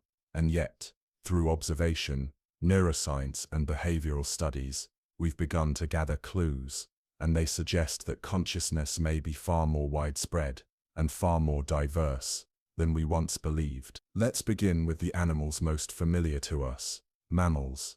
Dogs, for instance, live closely with humans. They respond to our voices, understand tone, recognize faces, and even seem to show empathy. A dog may comfort a crying owner, show jealousy when attention is divided, or display guilt after doing something wrong, though what we interpret as guilt might just be a learned response to scolding. But what's striking is the complexity of their behavior. Dogs remember, anticipate, and adapt. They seem to have a concept of self distinct from other. When placed in front of a mirror, most dogs don't recognize their reflection, but that doesn't mean they lack awareness. It may simply mean that their minds work differently, relying more on smell than sight, to distinguish self from other. Elephants, on the other hand, do pass the mirror test. They touch marks on their own bodies when looking in a mirror, a behavior interpreted as self-recognition. Elephants also grieve. They mourn their dead, sometimes touching bones or remaining near carcasses for extended periods. They cooperate, use tools, and demonstrate strong memory. These behaviors suggest not only intelligence, but emotional depth, and perhaps a form of consciousness that includes identity, social awareness, and long-term memory. Great apes, chimpanzees, bonobos, gorillas, and orangutans are our closest evolutionary relatives. They exhibit behaviors that closely resemble human cognition, using tools, solving puzzles, communicating through signs, and even lying, a sign of understanding that others have minds different from their own. Some apes raised in human environments have learned hundreds of signs and use them to express desires, emotions, and even jokes. One bonobo named Kanzi reportedly understood spoken English and could respond meaningfully to complex instructions. If these creatures are conscious, as seems increasingly likely, then the question becomes, what is the nature of their consciousness? Do they have inner speech? Do they replay memories the way humans do? Do they dream of the past or plan for the future? It's difficult to know, but the richness of their behavior suggests a rich inner life, not identical to ours but no less real. And then there are dolphins, another species that passes the mirror test, shows play behavior, uses tools, and communicates with complex vocalization. Dolphins have distinct whistles that function like names, which individuals respond to even after years apart. They assist injured members, coordinate hunting in sophisticated ways, and seem to enjoy games, sometimes playing with bubbles or teasing other animals. Brain scans show highly developed neocortex structures, and researchers have suggested that dolphins may possess a sense of self, others, and shared goals. Birds, long underestimated, also show remarkable cognitive ability. Crows and ravens, members of the corvid family, can plan for the future, use tools, recognize human faces, and even hold grudges. Some studies have shown that scrub jays remember where they've stored food, and adjust their behavior based on whether another bird was watching, suggesting they understand what others might know. African grey parrots, like the famous Alex, have demonstrated the ability to label objects, count, and express preferences. Alex could reportedly ask for different foods, describe their colors, and even say "I'm sorry" when he made a mistake. Octopuses present perhaps the most alien form of animal consciousness. They are invertebrates, with radically different nervous systems, distributed not just in a central brain, but throughout their arm. Yet octopuses can open jars, solve puzzles, escape from tanks, and show individual personalities. Some seem curious, others shy or aggressive. In captivity, they may squirt water at handlers they dislike, or rearrange their tanks to suit their preferences. Their intelligence evolved separately from that of mammals, raising the possibility that consciousness has emerged more than once, in entirely different form. These examples raise a profound possibility that consciousness is not limited to species with big brains or familiar anatomy, but may be an adaptive trait, one that emerges in different ways across evolution. Insects too show signs of internal state. Bees can learn, navigate, dance to communicate, and even show mood-like behavior after positive or negative experiences. Whether these states qualify as consciousness depends on how we define it, but it's clear that some kind of internal representation of the world exists. The field of comparative cognition tries to understand how different species think and feel, not by ranking them against humans, but by understanding their abilities in context. A bat's consciousness, if it exists, would be shaped by echo. A fish's might be attuned to vibration and current. An animal's way of knowing the world is deeply tied to its senses, needs, and environment. Consciousness in this light is not a single thing. It is a spectrum, a mosaic, a set of ways to experience being. But how can we know for sure? That remains the great challenge. Consciousness does not leave tracks. It cannot be seen in a microscope or weighed on a scale. We can measure brain activity, observe behavior, and build models, but the leap from function to experience, from information processing to what it feels like, remains a mystery. Philosophers call this the problem of other minds, the inability to know what it's like to be someone. We assume other humans are conscious because we are, and because they act like us, but with animals that inference becomes harder. The farther they are from us, biologically or behaviorally, the harder it is to bridge the gap.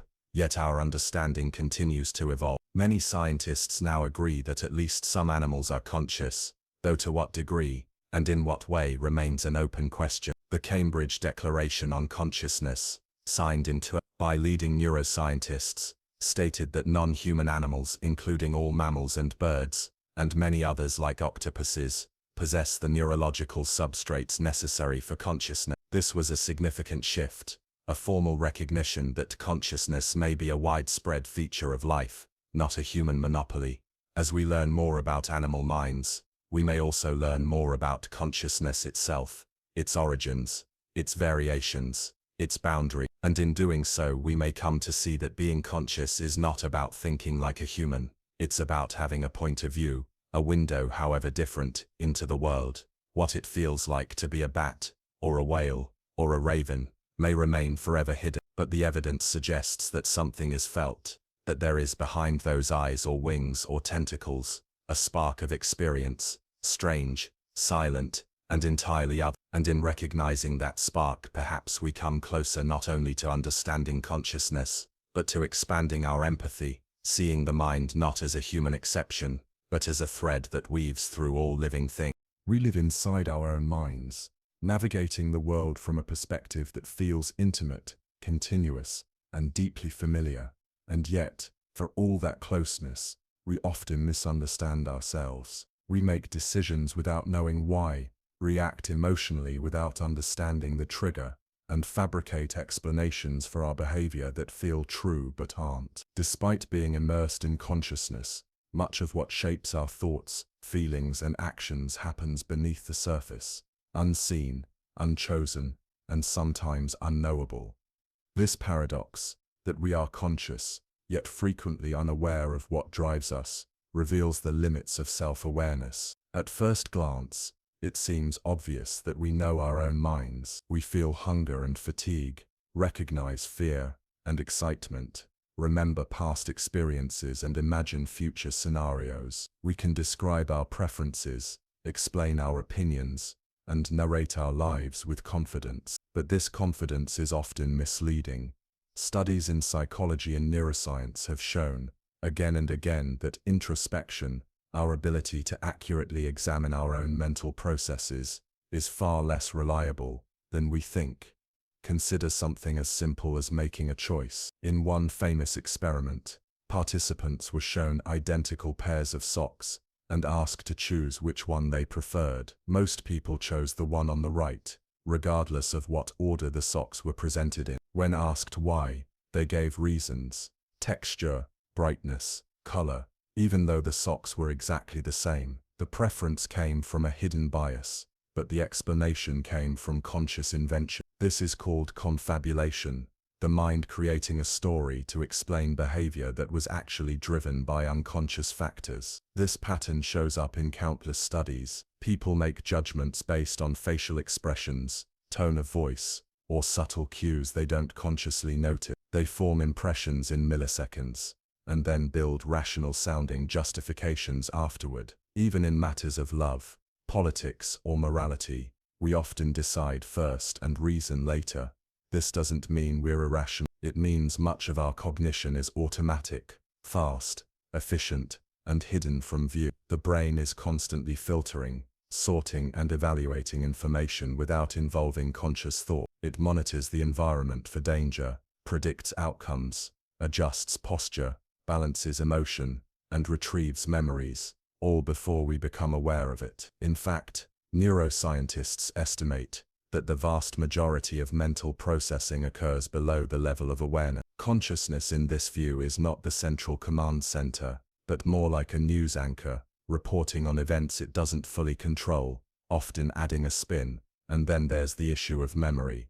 We tend to think of memory as a recording, a reliable archive of the past. But memory is reconstructive. Every time we recall an event, we reshape it. Details are added, removed, or altered based on mood, context, and suggestion. We may be confident in our memories, but confidence does not equal accuracy. False memories can be created through simple prompts. People have remembered entire events that never happened, complete with vivid emotional detail. This calls into question not only our sense of the past, but our sense of self, which is built on that past. Even more elusive is our awareness of our own emotion. We often struggle to identify what we're feeling or why. We may interpret anxiety as hunger, sadness as anger, love as guilt. Emotional states blend, overlap, and shift without clear boundaries. And because we've been taught to suppress, ignore, or deny certain emotions, we sometimes don't even notice them until they manifest in behavior. Snapping at someone, withdrawing from connection, making impulsive choices we don't understand. And yet, despite these blind spots, we still build identities, stories about who we are and why we do what we do. These stories give us coherence, but they are not always accurate. They smooth over contradictions, omit inconvenient facts, and reframe failure as growth. This isn't necessarily dishonest. It's adaptive. The self is not a fixed object, but an evolving narrative. And like all narratives, it is shaped by the teller, the audience, and the moment. The limits of self-awareness are also revealed in our habits. Much of what we do each day is automatic, not chosen in the moment, but but guided by routine, conditioning, and context. We brush our teeth, scroll our phones, check the time, take the same route to work, all without deliberate thought. Even complex behaviors can become habitual, running on mental autopilot. The conscious mind can step in, but it doesn't always need to. In fact, sometimes it interferes. Athletes call it choking, when overthinking disrupts the fluidity of practiced action. So where does consciousness come in? If so much happens without awareness, what is the role of the conscious self? One possibility is that consciousness is not about control, but about integration, creating a coherent picture from fragments. It's the part of the mind that creates meaning, connects dots, and imagines alternatives. It may not steer the ship directly, but it influences the course by updating the map. It helps us reflect, learn, and change. It gives us the ability to pause, to step outside of impulse and consider another path. But this ability is fragile. It can be hijacked by bias, overwhelmed by emotion, or narrowed by stress. We are often least self-aware when we most need to be, during conflict, pressure, or transition. And yet, self-awareness can be cultivated. Mindfulness, therapy, journaling, and honest dialogue all help us notice patterns, examine assumptions, and expand the space between reaction and response. These practices don't eliminate blind spots, but they can help us navigate them with more humility. Humility may be the key. To be self-aware is not to know everything about yourself. It is to recognize that much remains hidden, that you are a mystery even to yourself. It is to approach your own mind with curiosity,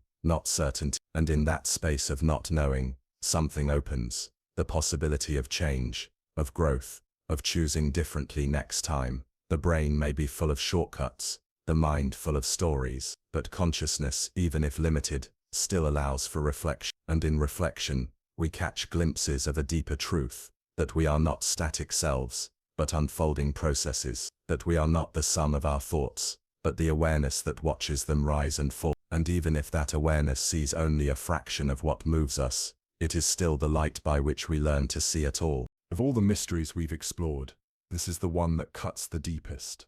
It is not a question of function or behavior or biology. It is not about memory, learning, or intelligence. It is a question that remains untouched by scans or statistics or scientific models. It is simple to ask, and nearly impossible to answer. Why does anything feel like anything at all?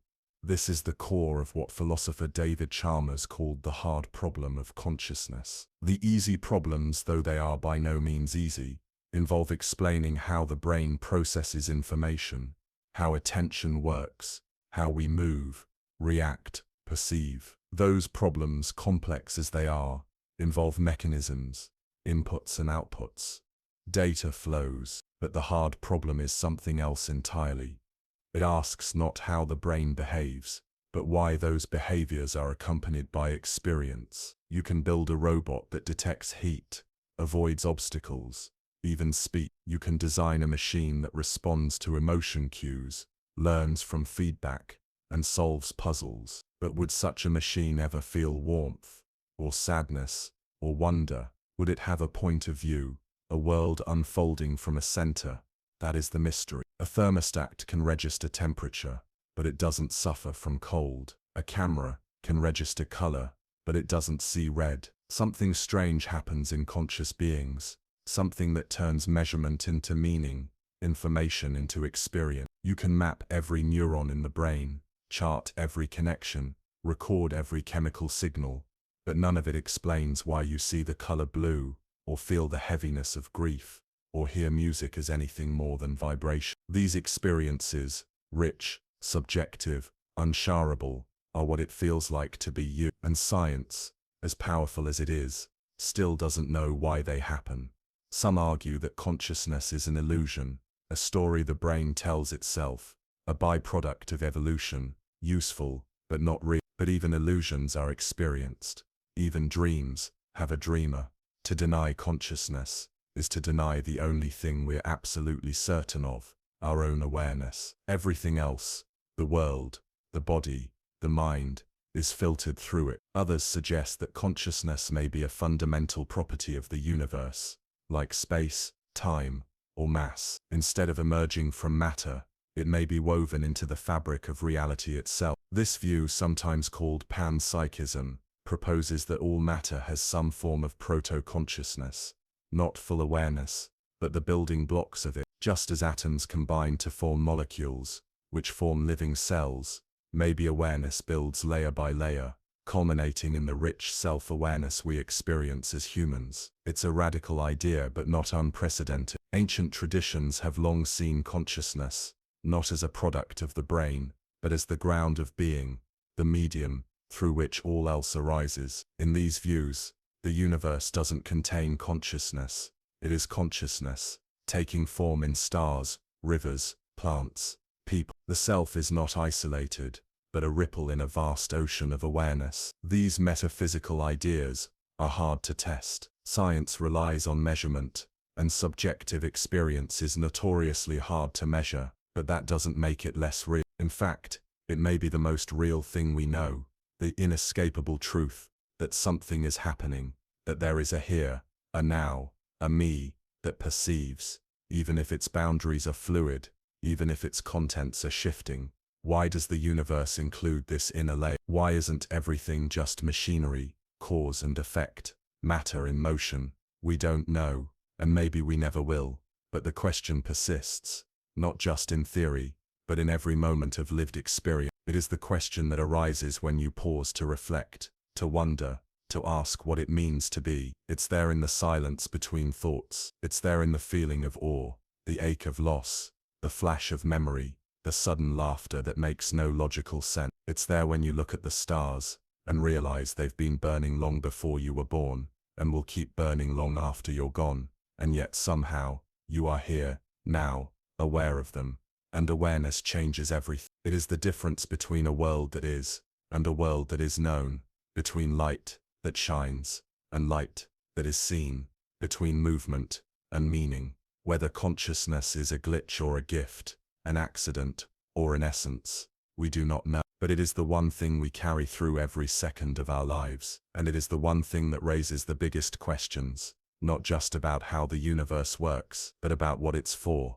Because in all the vastness of space, the laws of physics do not need consciousness. Gravity would still bend space-time, atoms would still bond, stars would still collapse. But here we are, aware, asking, reaching beyond what we can see, searching not just for patterns, but for purpose. And maybe in the end, that's what makes consciousness most mysterious of all. Not just that it exists, but that it cares, that it wants to understand, that it wakes up in a world it didn't create, in a body it didn't choose, and asks the one question that no machine can truly answer.